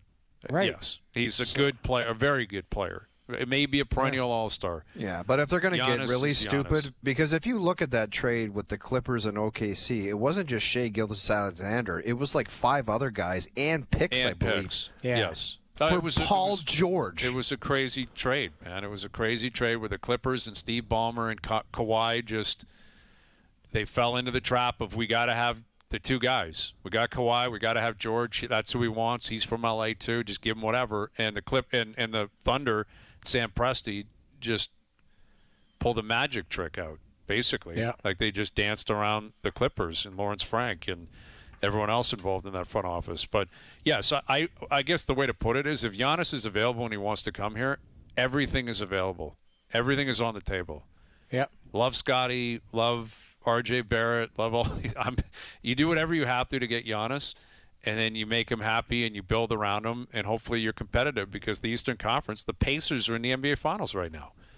A good team, not a all-time great team. The East appears to be wide open, and I think Do you think the Knicks diehards are just devastated that they lost to the Pacers or the chance to go to the final? Yes, that one's gonna sting, man.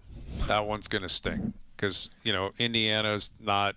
It's not Boston. It's not Miami. It's not this perennial powerhouse. They've had a really good run. They're a really good team. I think they got a chance to push up on Oklahoma City, but that was your. If you're New York, it's like that was your chance. What more could you ask for? You got the Pacers. You got. I know. This is your opportunity, and they couldn't take advantage of it. So yeah, I think this will be an interesting month. Between Giannis. Maybe Kevin Durant, maybe others on the Raptors side of things. And then on the Leafs side, the next month we're going to talk about Marner and Tavares and trades and Sam Bennett and everything Well, it's interesting you bring up the Leafs. You talk about an opportunity. Up 2-0 against Florida.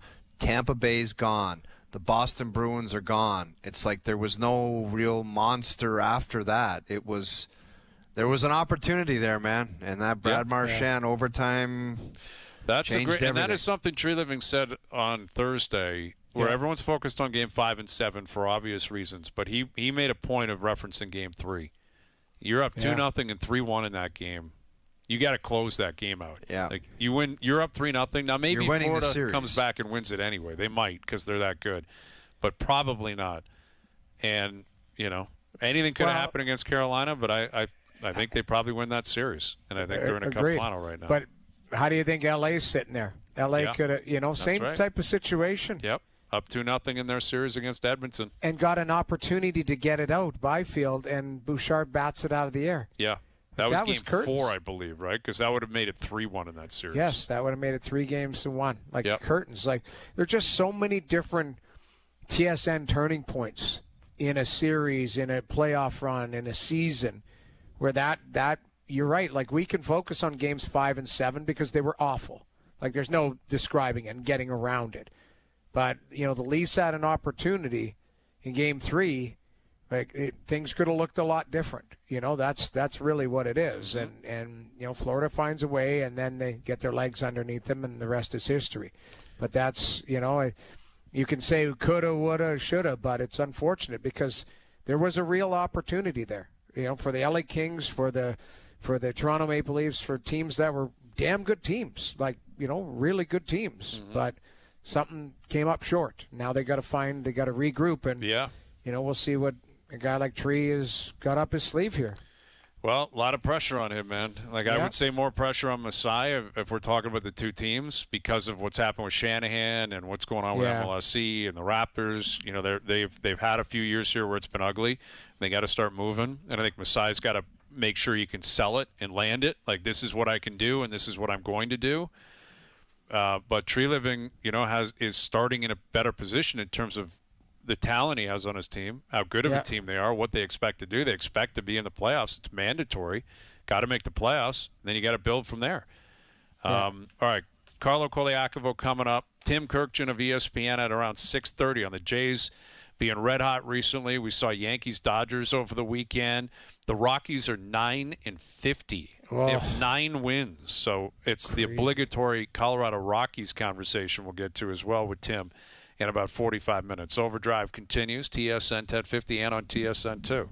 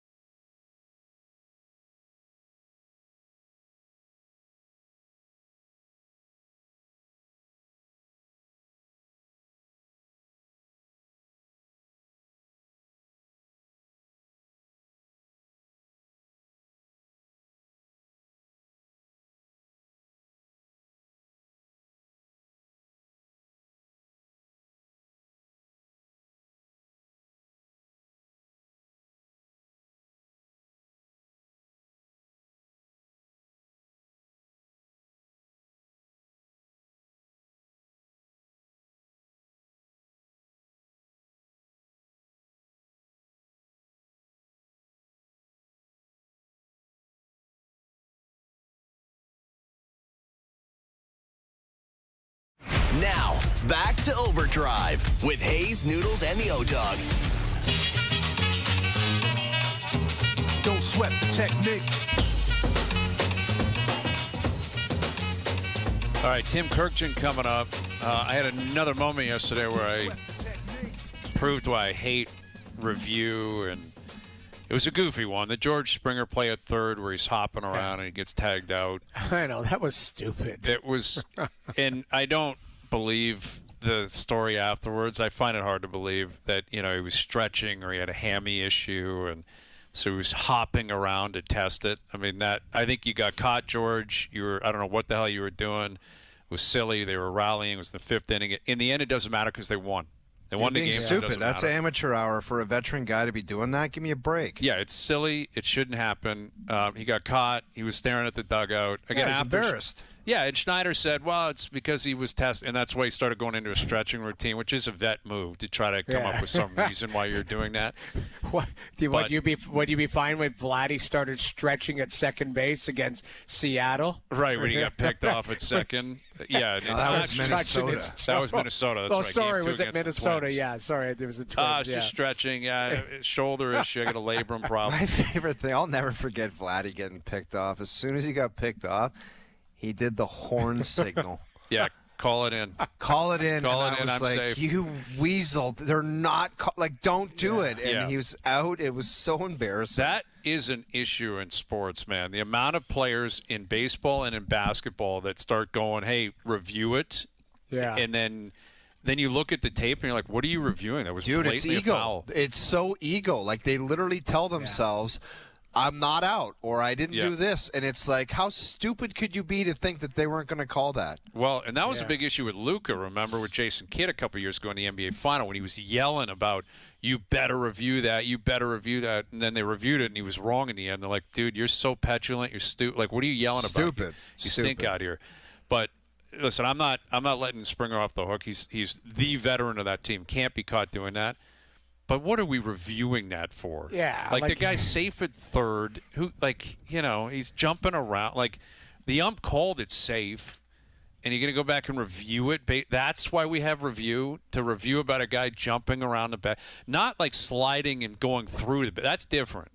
Like some guy slides into second base, it happens, and he's got too much momentum, and he blows past the bag.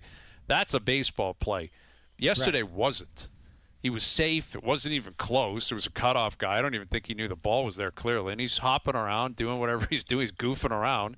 Yeah. And it's just, to me, that is, I guess I'm letting him off the hook a little bit because I hate the review process. I just think it's unnecessary. Dumb. And it's not. It was that's even not the dumb to review that. It was like, he was a millimeter in the air jumping. Right. A play at the plate, whatever. A bang play. That's not what that was. If he's sliding into third and you think he's got him, then review it. That was like a hidden ball trick type of review, which to me is somewhat of a waste of time. If you were named the czar of all future reviews in all of sports, and you were the brainiac that everyone brought in, and they said, what is your big picture idea for review moving forward in all of the big sports, what do you say? Oh, man. You can't have a blanket approach to every sport. They're all different. What would it be simple as, let's tone it down a little bit? Yeah, so 100% I would tone it down. And certain ones I would just simply get rid of. I would just simply get rid of. Like, I could tell you the offside rule would be gone in the NHL for me. Gone. Dude, the offside rule is very simple for me. I don't know why Jerry doesn't adopt it. Ongoing rush, if they don't, it's got to be that play. Any puck that hits the goalie, the boards, turn back, whatever. It's one shot, and anything after that, you're not reviewing it. Yeah. It's very simple. I don't know why they don't adopt that. Even, I don't like the high stick 40 seconds early. That happened in Medicine Hat last night. 4-1, it would have been 4-2. McKenna scores, and they go back, and Frankie and the guys are like, where is this from? What are they reviewing? Yeah. Oh, high stick. Same thing. A high stick on that exact play? Yeah. Okay. Other than that, you're not going back and looking find at it. Something No, that you're happens. not finding anything. I hate that rule. I hate it. So there we go. Yeah. We all see it the same way.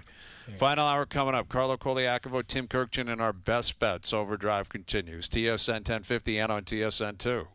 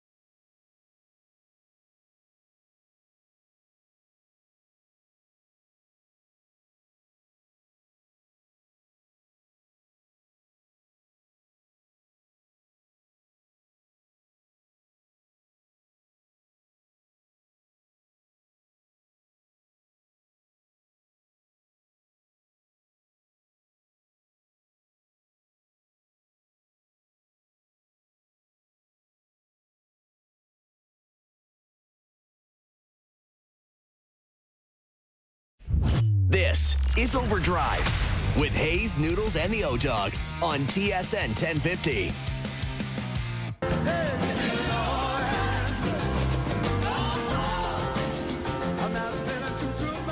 Final hour OverDrive continues, powered by FanDuel, bringing you everything from the opening line to the final score. Tim Kirkjian of ESPN later this hour. We just saw the Yankees. Dodgers took 2 of 3. Ohtani, I believe, had 15 home runs in the month of May. He's on pace for 60-plus and might start throwing again by the end of the year. Aaron Judge just mashing out in L.A. He's been mashing all year. I don't know why they would risk him pitching. Like, just take what you got. You got an MVP in your hands without the pitching. So what are you doing? Yeah. It's a great question because that is what a lot of people are wondering. Like, do you risk him blowing his elbow out again, and then what happens to his bat? What if you lose that with it? I would be compelled to pitch him just because you're talking about a guy who's that good at throwing the bait. Like, it's not like this is some novelty where he stinks and. I want to pitch because I'm a superstar and I get to call my own shots. I know, but is there any way they can say, okay, you're going to pitch, but it's not going to be you're not in the rotation. You're going to be skipped. It's going to be okay. I don't know. He's not going out there every 5 days for me. That's what complicates things. Like, do you want a 6-man rotation? Do you have a scenario where if he's skipping starts, what does that do for his arm, for his rhythm? Do you want him coming in out of the bullpen in games? Like, how does that affect things? I don't know. Dude, imagine a guy that can hit like that and then also says to the coach, by the way, I'm a starting pitcher. Right. And watch this. I'm going to rack up like 10 Ks today. Yeah. I'm going to go out and dominate on the bump. If you thought the hitting was good, watch this. Yeah. It's crazy it's stuff. It's phenomenal. It is. Like that, and that's why I desperately want to see it. Like, there's a selfish entertainment value conversation in there where I want to see a pitch because it is so unique. Like, when he is doing that, there's nothing else like it. So Tim Kirkjian will join us in about a half an hour on that and more. More on the RBC Canadian Open, which obviously tees off on Thursday. Unbelievable field, man. I was reviewing it this morning. The Memorial was a great field. The U.S. Open next week will be a great field. This is right there. Like, with McIlroy playing, you got all these great Canadians. You got Oberg. You've got Shane Lowry. You got Justin Rose. Sahith Theegala's up there. Sammy Burns. It's loaded. It's a loaded field. And we will be there as of Wednesday, Thursday, Friday. OverDrive will be there. And the First Up crew, they set the scene and set the tone as of this morning up at TPC Toronto. And here's one half of that program. Here's our main man, Carlo Koliakovo, joining us here on OverDrive. There he is. Whoa, look at that shirt. I love that sweater, Buds. Where'd you find that one? What is up, boys? Okay. Was it free? Had to be free. This is what I got for witnessing Mr. 64 with the hat tip. Potentially 66. Congratulations. So I figured I was coming on. Yeah. The face-off. It was partner golf. Okay. O-Dog. Can you please talk to these guys? No. I've got better news for you. Wow. I went back and I reviewed the scorecard. Now, I sent a picture to Doogie. And from my knowledge, if Doogie can pull this up. Is that crayon? What we played a par 72. Not a par 70. Because if you remember, that's not good. No. It is good news. It is good news. No, you know why it's good news? You should not have. No. Hear me out, O-Dog. Hear me out. Because on the scorecard on the GGID, they had. If you look at it, it says we played from the white tees. We played from the black tees, buddy. Black tees are a par 72, and they recorded 3 of your holes wrong. You see the eagle you got on 15 where you tried to drive the green? That was a birdie. You see 13 when they had us playing it as a par 4? That was a par 5. And you see number 7? Like we're in court right now. What are we doing? Hold on a second. You remember number 7? I almost hold it. I almost got a hole in one. Yes. Oh, here we go. 3 of us birdied that hole, including you. Okay, and on this scorecard, they say you got a double bogey. You didn't have a double bogey that round. No, I did not. I did not have that. But anyway, what are you getting at with 70? Dog. Two Utes. You had 9 birdies and 1 bogey. Okay. So if we were a par 72, that's 64. If we were a par 70, do the math, buddy. Still the same amount of numbers. Do the math. I really think you guys are confusing this. Like, no, I'm not trying to figure out. Okay, Hayes. Yes. I heard your first segment. Yeah. We were keeping score of Lawton and Lorenz's score, and Lorenz and Lawton were keeping our score. And then there was a young woman that was following us around with an official scorecard. Right. And at the end of each hole, each guy was saying what they got. So she had to input all the scores on it. So clearly she got O-Dogs wrong. Oh, of course she did. Okay. Here's let me set the record straight right here, right now. I don't deserve this, man. No, O-Dog. Hold on. Did you get an eagle? Did you get an eagle at all? I have no idea, but I don't even care anymore. It's okay, all so ruined. the part. Okay, number 15, when you tried to drive the green, did you eagle that hole or did you birdie it? Carlo, I don't even remember the holes. Buddy, I'm trying to help you out here because on the scorecard it says you got an eagle. It's a wrong score. That means you got a birdie. And it says you had a double bogey in this round. You didn't have a double bogey. I witnessed the golf round of my life. Trust me, guys. I'm not disputing this is Mr. 64. Okay. Or Fine, it's Mr. 62. But here's no, dude. You can't have different numbers based on what the par is. It doesn't matter if it's a par 54. Yeah, it does because it depends. It depends on what tee blocks you play from. We Which play from ones the did blacks. you play for? It's not a video game. Did you played them? What just were look you at the playing? scorecard. I submitted the scorecard. Look at where it says the pars are. Whatever the pars are, make no difference. You struck the ball a certain amount of times. Whether you're playing a par 50 or a par 72, it doesn't Championship matter. Championship tees says it's par 70. I understand. We played that. from the black tees, which means it's a par 72. Okay. O-Dog had 9 birdies and 1 bogey. Okay, then there you go. So he's 64. That would be a 64. Here's what. Yes. What do all those numbers add up to minus the X, though? That's the thing. The X, I don't understand. There should be a number there. It was no number. And that's where you can go, just put me down for whatever. Yes. Correct? Again, just like the other mistakes on the scorecard with the double bogey and the eagle, it was a mistake because we all walked off the first tee because we spent 5 minutes looking for Scott Lawton's ball that he couldn't find by the green. And she must have misheard the wrong person say the number. Okay, so we've got misremembering around the first tee. O-Dog, I got your back, buddy. I did the honestly, score. I'm not kidding around. I don't even care anymore. No, you should care. So ridiculous. Here's what I'm going to ask. Honestly, Hayes, don't everyone push it just 'cause I don't shut up care. for a minute. Because here's the reality. Noodles, you wouldn't necessarily understand this. No, Any I'm not golfer that's a serious golfer knows exactly what they shot every single hole. You know what you shot.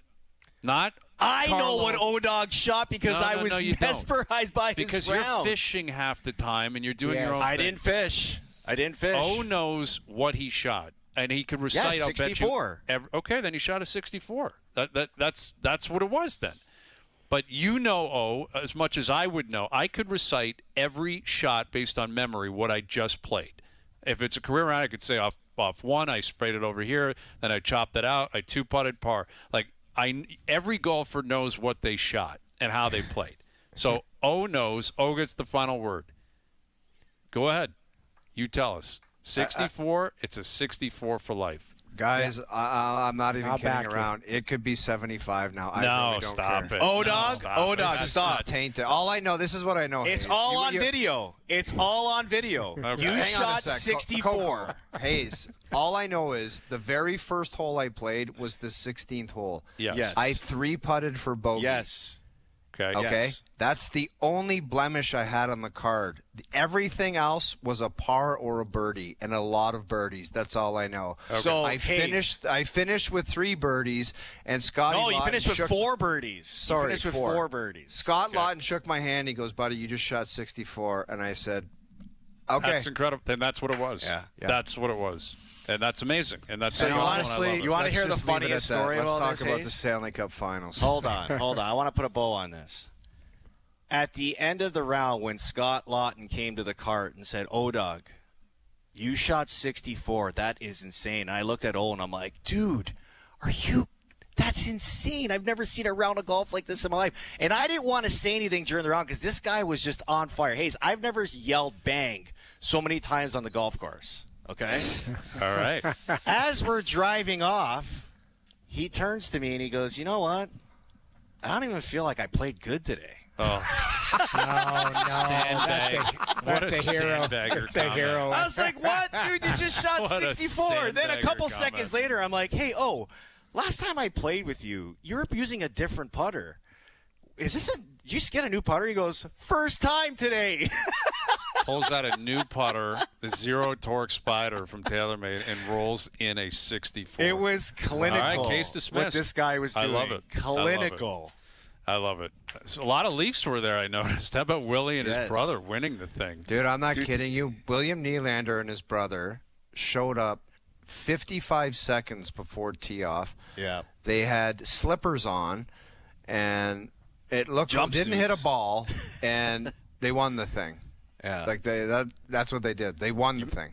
Hayes, on the playoff hole, they were sharing the same wedge. Yeah. It was like they had 7 clubs between the two of them, and they went out there and won the tournament. All right, well, that Nasty. might need to be reviewed. Nasty. I get the impression like some people need to review that. Yeah. Anyway, all right, Carla, where are we at here with the Cup final? Where does your head go first when you consider we're back where we started this time last year, Edmonton, Florida? You know, looking at this series and looking at the playoffs as a whole, is there a better home ice advantage than what Edmonton has right now? Their win total would suggest that the answer is quite obvious. I mean, they don't lose at home. Just the atmosphere that's in that building, playoff time. And I think the difference this year in this series for the Edmonton Oilers is that they're starting at home. Because last year they got off to a rough start, didn't play their best in the first 2 games in Florida. And even sometimes in this year's playoffs, when they didn't play their best at home, they found a way to win because that crowd, man, that crowd is literally an extra man on the ice. And I think this year, like, I went into the playoffs and I said LA was going to steamroll over them. Then in the next round, I said Edmonton was going to lose to Vegas. Then in the next round, I said Edmonton was going to lose to Dallas. I've been wrong about Edmonton this whole playoffs. Well, okay, then let me ask you this. Something to chew on brought to you by Boston Pizza, Canada's favorite sports bar this playoff season. Boston Pizza is planning the parade and has a new all-star playoff menu for you to enjoy. For pizza, pints, and puck drops, visit your local Boston Pizza today. Who do you think is going to win, Edmonton or Florida?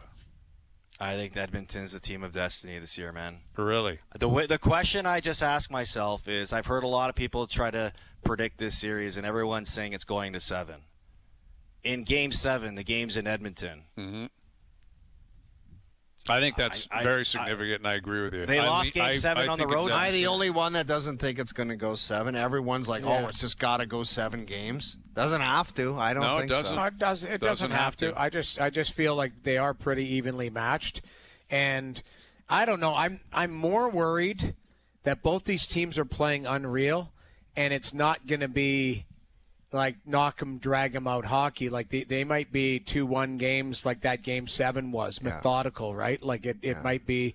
We might be looking at that. Now you're going to have a blowout here or there. I just think that. And that gets to Stu Skinner for me, Jamie, because he got it to Game 7 last year, and guess what was the Stanley Cup winning goal? It was kind of a flutter wrister from Sam Reinhart. So that's so it's almost like he could have solid performances, but if he has little blips in games like that, it could be so costly. Like he's got to be dialed in because you know the other guy at the end, if he can lock it down 4 times, it's pretty tough, man. And think of all the energy that Edmonton had to use to come back into that series. Like, if you go back and watch Game 1 and 2, it didn't look like they were in the game at all.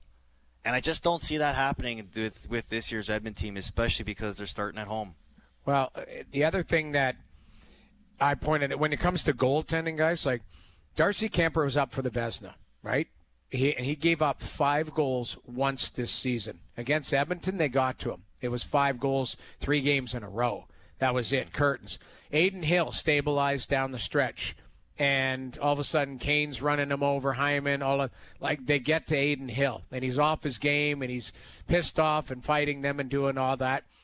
Last series, Jake Ottinger statistically was the best goaltender. He had 8 quality starts. He was dialed in, goals saved above expectation, all that. Edmonton found a way to get to him.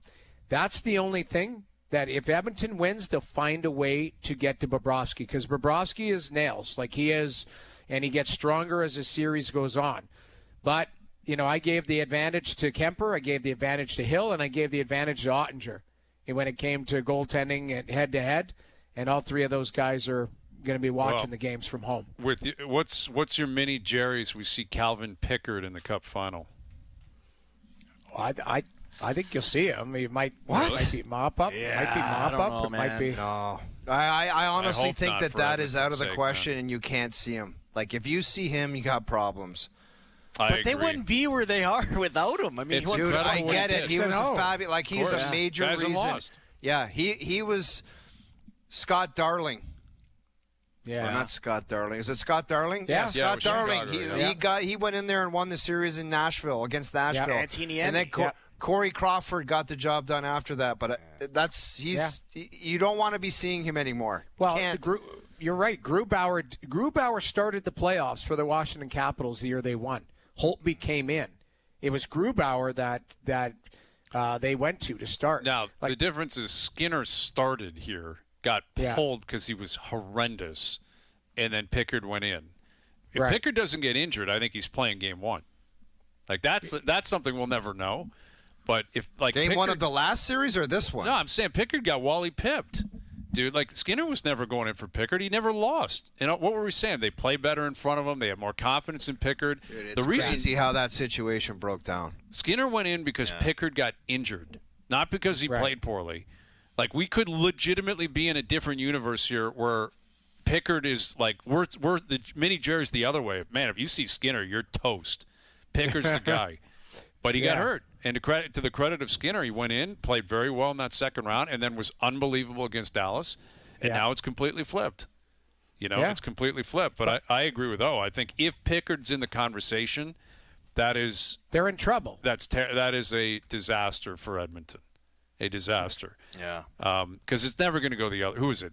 Alex Lyon? Who's even the backup? I don't even know who it is. Vanacek. Exactly. It doesn't even matter. Yeah. It's the most. It's Peyton Manning's backup. It doesn't matter. The guy's not going to play. Bob is the one playing.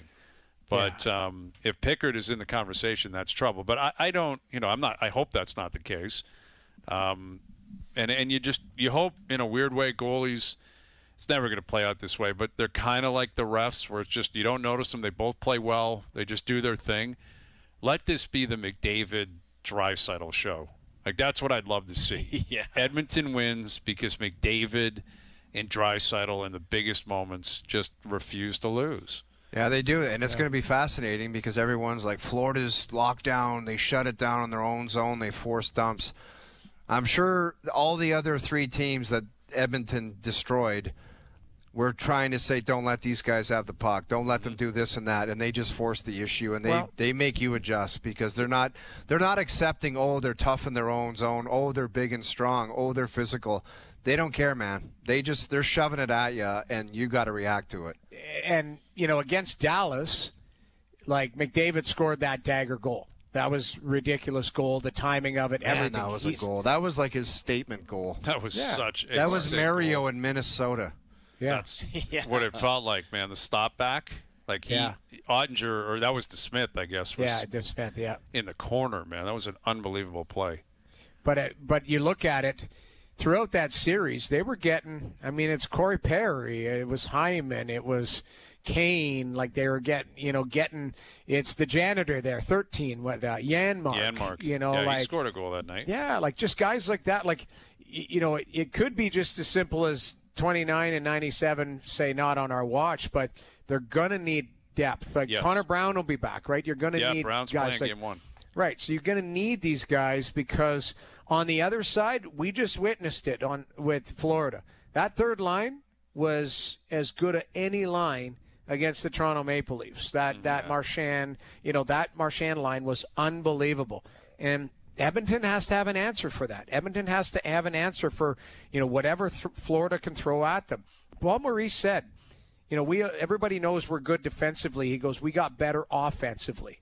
And he goes, I think we all know the Edmonton Oilers are good offensively, but they got better defensively. So they almost both teams got better at their deficiencies. Yeah. So it'll be interesting to see how this unfolds. I almost found it just as fascinating to hear Draisaitl's comments when he was asked about, the series this year compared to last year. And he said, it feels like last year we were just emotionally drained coming out of the Vancouver series. Mm-hmm. Going to Game 7, 2 Canadian markets going at it, and then having to step into Dallas and go 6 games. It feels like they haven't invested that much emotionally getting to this point this year than they did last year, which could give them a little bit more of a boost too, knowing that, they were there last year, they tasted it, now they're back this year, and the roles are reversed. They've got home ice to start. Yeah, the maturity of their group, man. I mean, they are the oldest team in the league, but Draisaitl, McDavid, the way they're approaching this, it does feel different, it does look different, but you still got to go out there and play. You got to go out there and do it. With Carlo Koliakovo first up. So we got a month until we have answers on basically what the Leafs are going to do this offseason. By July 2nd, they'll have made trades, likely made signings. If you were to jump in your time machine and wake up a month today, what do you hope has happened for the Maple Leafs?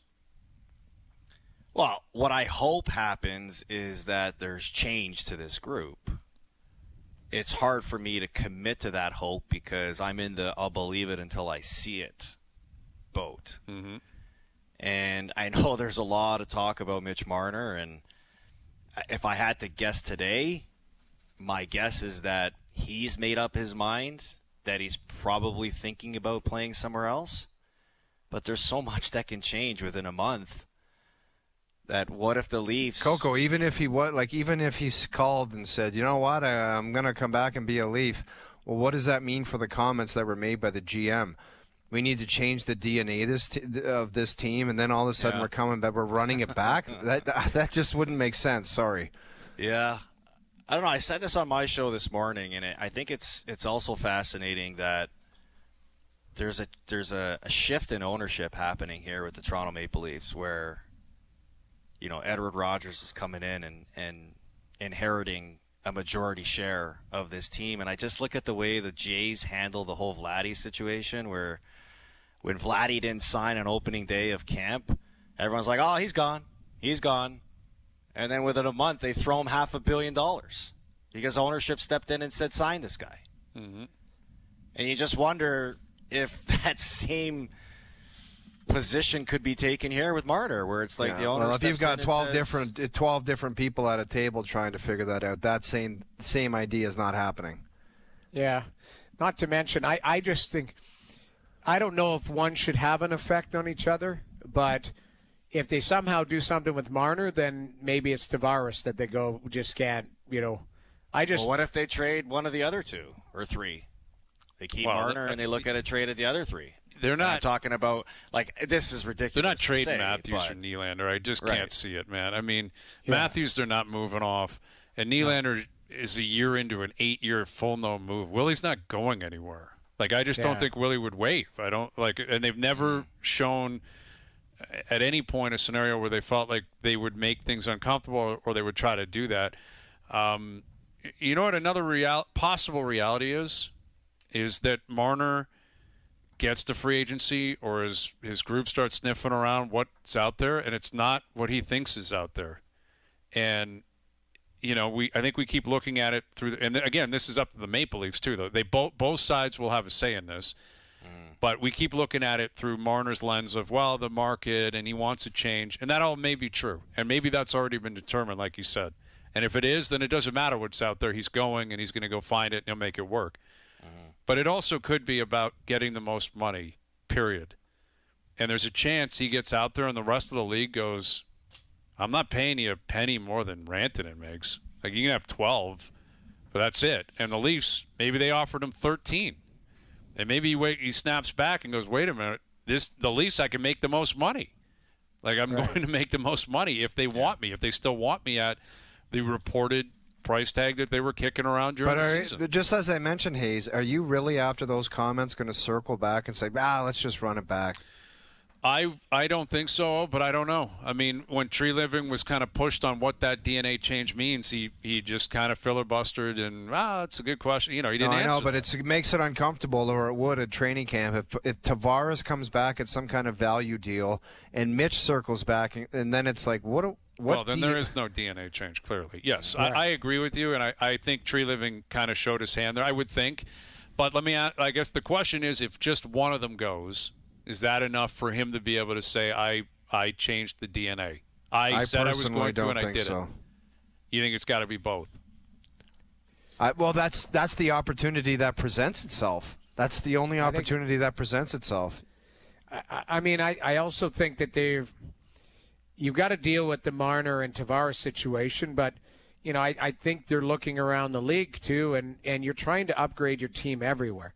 Like, Morgan Riley has a no move, but if you're looking at both these teams that are in the finals and saying, what is the common denominator? Yes, there's depth up front on both sides, all of that, star power, but their D are active and they move the puck.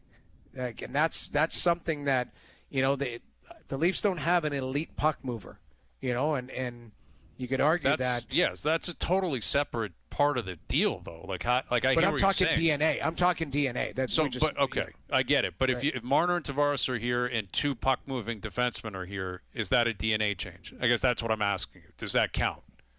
It's a good question. Marner and Tavares are back, but two puck-moving defensemen are here too. Is that the DNA change that he's talking about?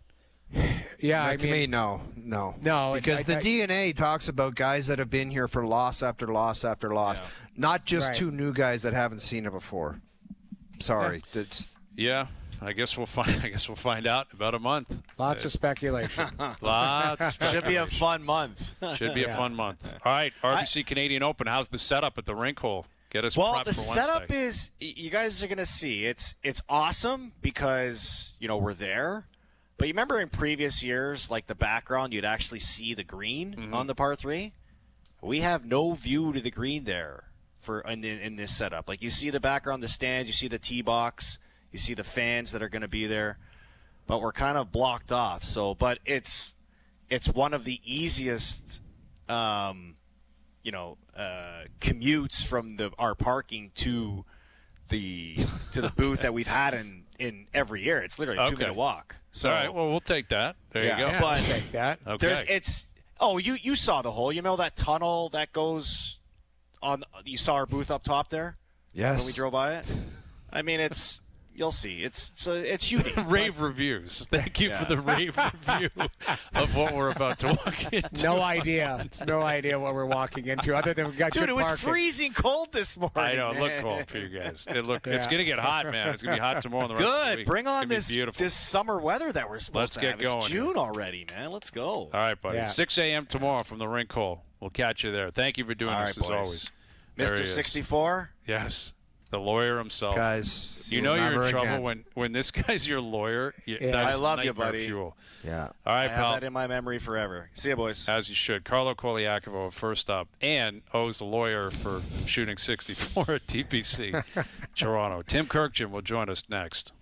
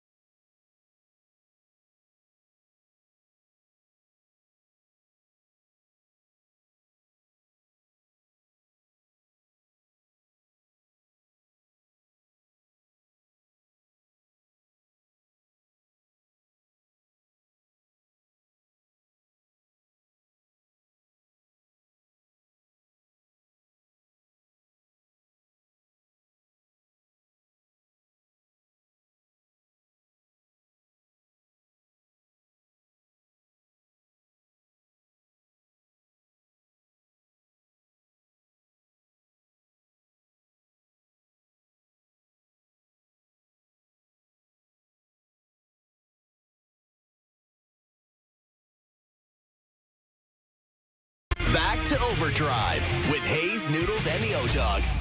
Just keep it safe with me. Anything you say will always stay. All right, best bets coming up later in the hour. Jays are off, back in action tomorrow. They've won 5 in a row. We were playing the Major League theme song to start the show. Let me ask you this. My guy Schneids, was saying how important of a team or a stretch this was for the team to show that you've got to be buyers. I'm sorry, 5 in a row against those teams is great, but I'm not buying and I'm not adding. I'm not selling assets to support this team. No way, man. Well, here's the thing, though. When you give Vladdy that money, you go out there and you acquire a guy like Santander, who's back on the IL and has been an absolute disaster this season. Varsho's on the IL. He started the year on the IL. You're kind of committed to trying to win. They believe they can win. Okay. They believe they can win. Well, part of assessing things is not lying to yourself. I guarantee you, if you asked Tim coming up here, would you buy into this, like, being buyers at the deadline? He'd say not a chance in hell. Okay. Yeah, Maybe not. I guess let's get right to it. Here he is from ESPN. Here's Tim Kirkjian. Tim, you're presented with the option to be a buyer at the deadline for the Blue Jays. Are you buying? Are you selling? Are you standing pat? Are you a believer? Where do you stand on the Blue Jays? Well, you have to buy. If you think anything other than that, you're a complete idiot. that was a joke. Thank God you guys laughed. I love that. I love that. Tim, line. I like that. Okay. I got a real appreciation for that comment. I really do.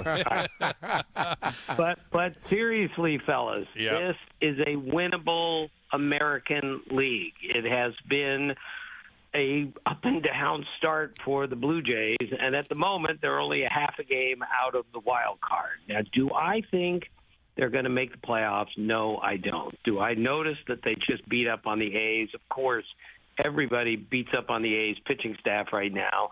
They have a higher ERA than that of the Rockies. However, when you have already given Vladdy all this money and people are waiting and people are impatient, I just don't think you can throw it in and say, well, we can't buy now. We can't buy. When you're in a playoff race, no matter how weak the American League might be right now. In other words, the Yankees are good, but they're not great. The Tigers are really good right now, but there are very few other really good teams in the American League. So when you have a chance to sneak your way into the playoffs by going to get somebody, I think you have to go get him. But you got to be smart. You can't just give up good young players to get a rental and you're still not going to make the playoffs. Be smart, but keep your eyes open. Well, and I think that's likely to be the approach, especially with this front office. Like, they need to win here. You know, Mark Shapiro might be a little bit different. Ross Atkins is in a position where, you know, the heat's been on him in this market for a couple of years, and that's putting it lightly.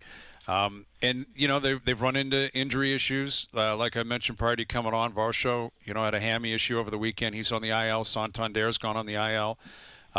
Yet, you know, you also got to look for internal improvement, which was a catchphrase that Ross got buried for a couple of years ago when he kept throwing it out. Yeah, you look at this Addison Barger kid, the weekend he just had, man, this kid's unbelievable. Home runs every single day, can play all over the field. You know, that one big bat, we kept talking about it, Tim, like the one big bat, it was supposed to be Santander. If it's Barger, and I know it's early and it's a small sample size, but if this kid's real, how much can that help the idea of them being optimistic about their chances this year? Well, he is a huge element here. I was told about a month ago that this is this guy's chance to really show right now, and he's the one that has to step forward and start to do something. And in the last week, certainly, he has. I think he had 2 homers in the first 35 games. He got 3 in a row, 3 homers in 3 straight games, got an OPS over 800 now. I mean, this is good. This is good what they're watching. Now, how long can he keep it up? We'll see about that. But this is what has to happen if the Jays are going to stay in this thing. They're going to have to get some production from people that they weren't expecting great production out of if they're going to do this. And again, the schedule gets pretty hard now. I mean, they don't play a team, at least a bad team, until June the 20th when they play the White Sox. So they're up against it, starting with the Phillies and a few other challenging teams here. So we're going to learn an awful lot about the Blue Jays in the next, 7 days, if not 19 days. Big time, and I think Schneider alluded to that. You're not playing, Texas anymore. You're not playing the Athletics anymore. You're getting some real heavy hitters coming through town, and you're going to hit the road and play tough teams. Varsho going back on the IL is a real struggle for them defensively. Also, he's been hitting for power. Santander, it feels like this is as much about just giving him a breather.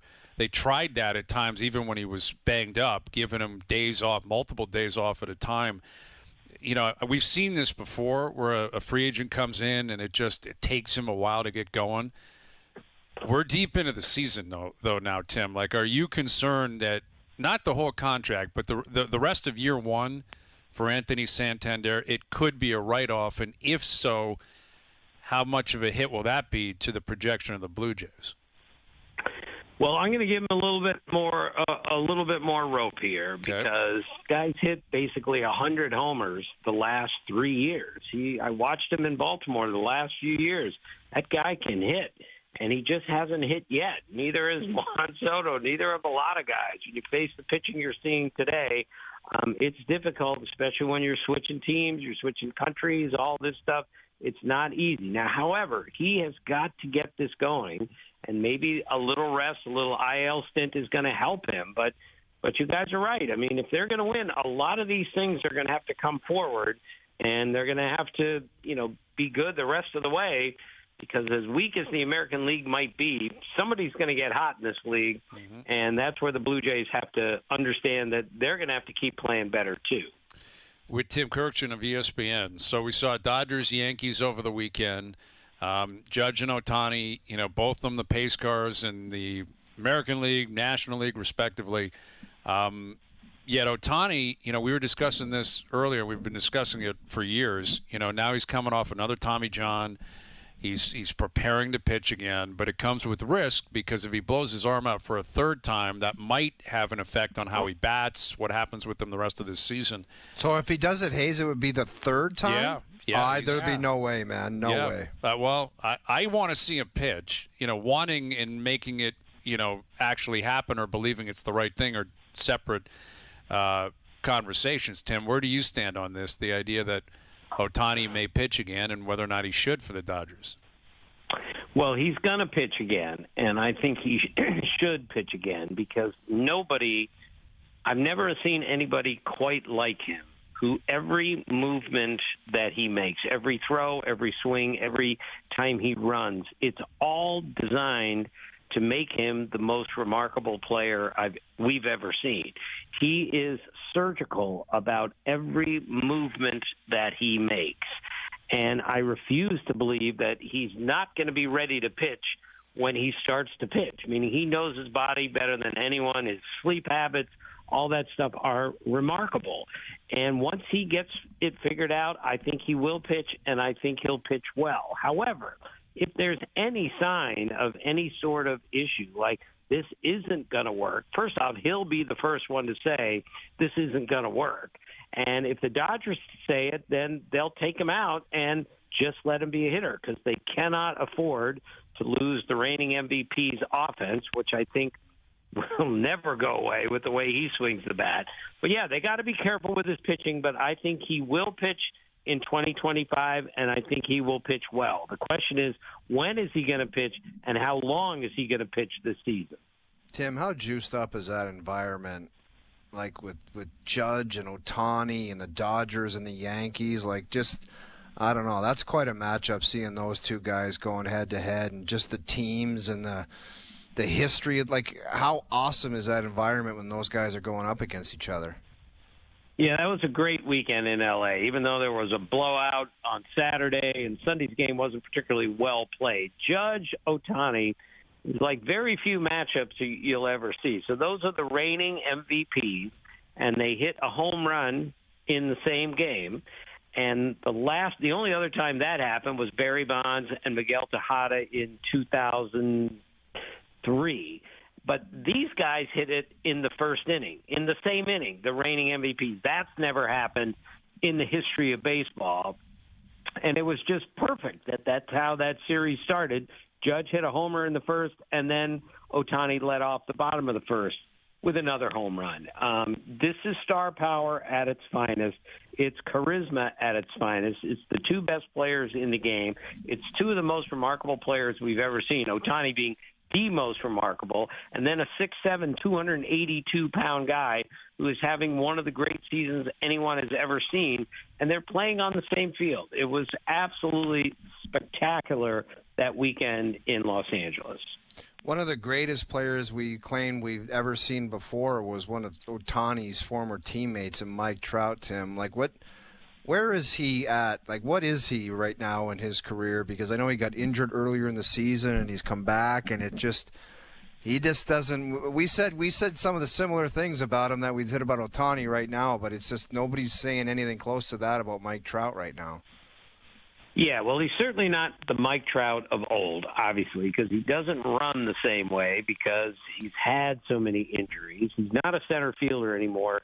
He's a right fielder, and he's just trying to stay healthy. And it's a bit sad to watch because he's one of the greatest players that I've ever seen. I mean, not Willie Mays, but he's one of the greatest players I've ever seen. But it has really ended here. It's not over by any means. I fully expect him to be a productive player. But an MVP player, and you look at him and say he's the best player in the game, it's possible those days are over. Granted, where Judge is, where Ohtani is, and Mike Trout has beat up his body pretty badly with injuries, slides, just the way he plays. But he's still a first-ballot Hall of Famer if he never plays another game. That's how great Mike Trout was for the first, say, 8 or 9 years of his career. Tim, on the other side of the spectrum, we've just been talking about greatness. This Colorado team, I mean, where are you at with them? I mean, we witnessed some terrible baseball last year with the White Sox, and this team is making them look like a bunch of all-stars. Where are you at with that?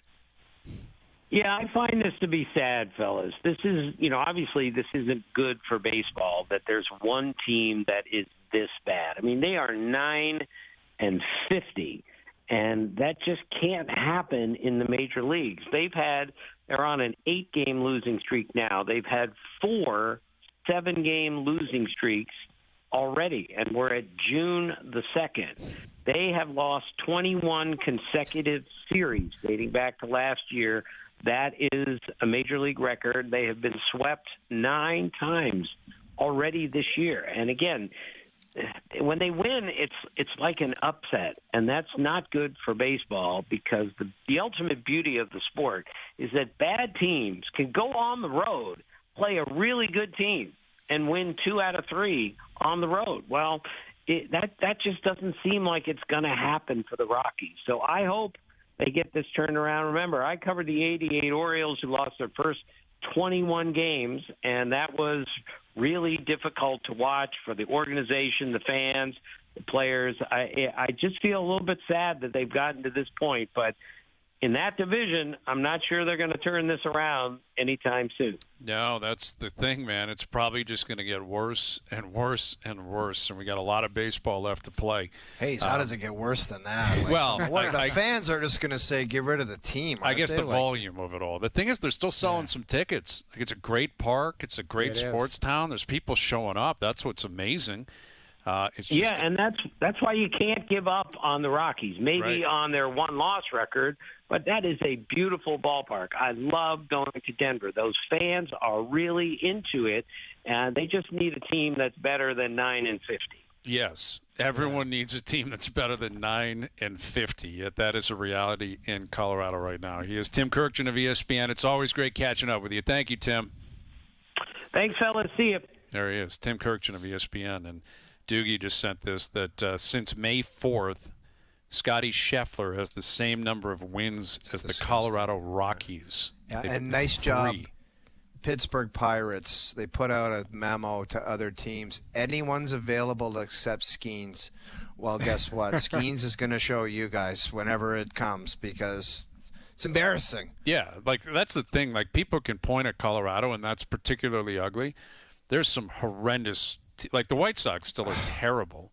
Baltimore's bad. Pittsburgh's awful this year. Yeah, like when you got a stud like that who's going to be known as the best pitcher in the game, isn't he? Relatively soon. Yeah, if not Don't already. you want to try to build around that? But you're just like, we're still garbage, so that's it. It's not going to happen. Like it's embarrassing. Pittsburgh, I don't recall the last time they were even remotely competitive.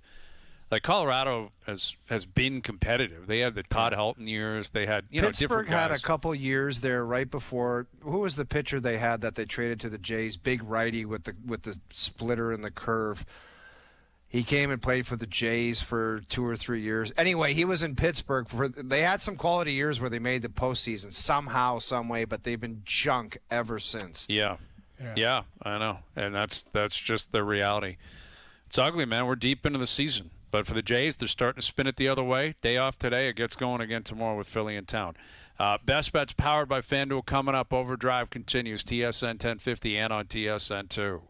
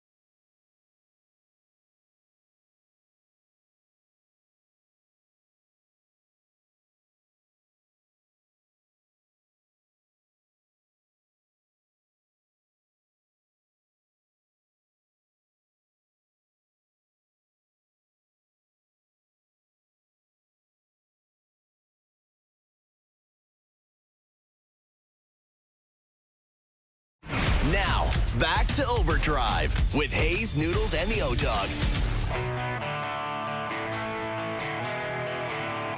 Hazy, just a quick programming note. That righty pitcher that was on the Pirates that got to the Jays was A.J. Burnett.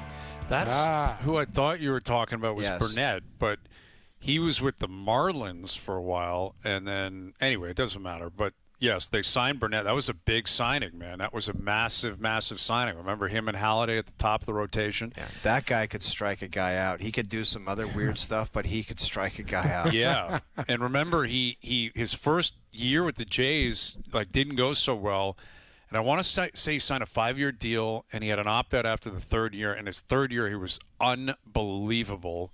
Then he opts out and goes and signs with the Yankees. You just knew it. Yeah. You knew it was coming. Pitched so well, you're like, this guy's going to opt out. Now he's going to leave. Finally, this guy's rocking. And, A.J. Burnett. A.J. Burnett. He and B.J. Ryan, I think that was, and Troy Gloss. I think they acquired all those guys in the same offseason.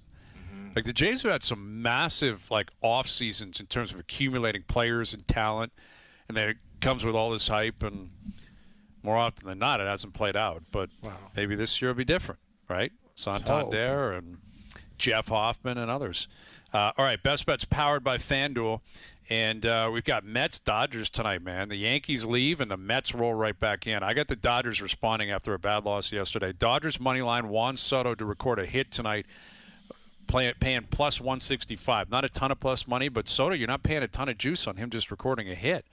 Right? It's been an up-and-down season. They moved him around the lineup a little bit, but the Mets are winning a lot of ball games, man. Mets are good. Dodgers are good. Should be a good ball game tonight. Best Bets powered by FanDuel. The first inning means as much as the ninth when you bet baseball on the FanDuel Sportsbook app. Please play responsibly. 18+, physically located in Ontario. Just to remind everyone, we'll be at Osprey Valley on Wednesday, right? TPC, Yes. Toronto, Osprey Valley, RBC Canadian Open, Wednesday, Thursday, Friday. First Up is there tomorrow. Golf Talk Canada's up there all week and live on TSN and TSN Radio, so it's going to be awesome. All right, good stuff. Thanks to everyone behind the scenes for helping out. We appreciate it. Everyone for tuning in today. TV, radio, podcast, web, and up on YouTube Live on the TSN YouTube channel. We're out of here. Enjoy your evenings. Enjoy the games tonight. We're back tomorrow at... My sincerest apologies. It was a 63. Oh, my God. 4 p.m. We'll chat then.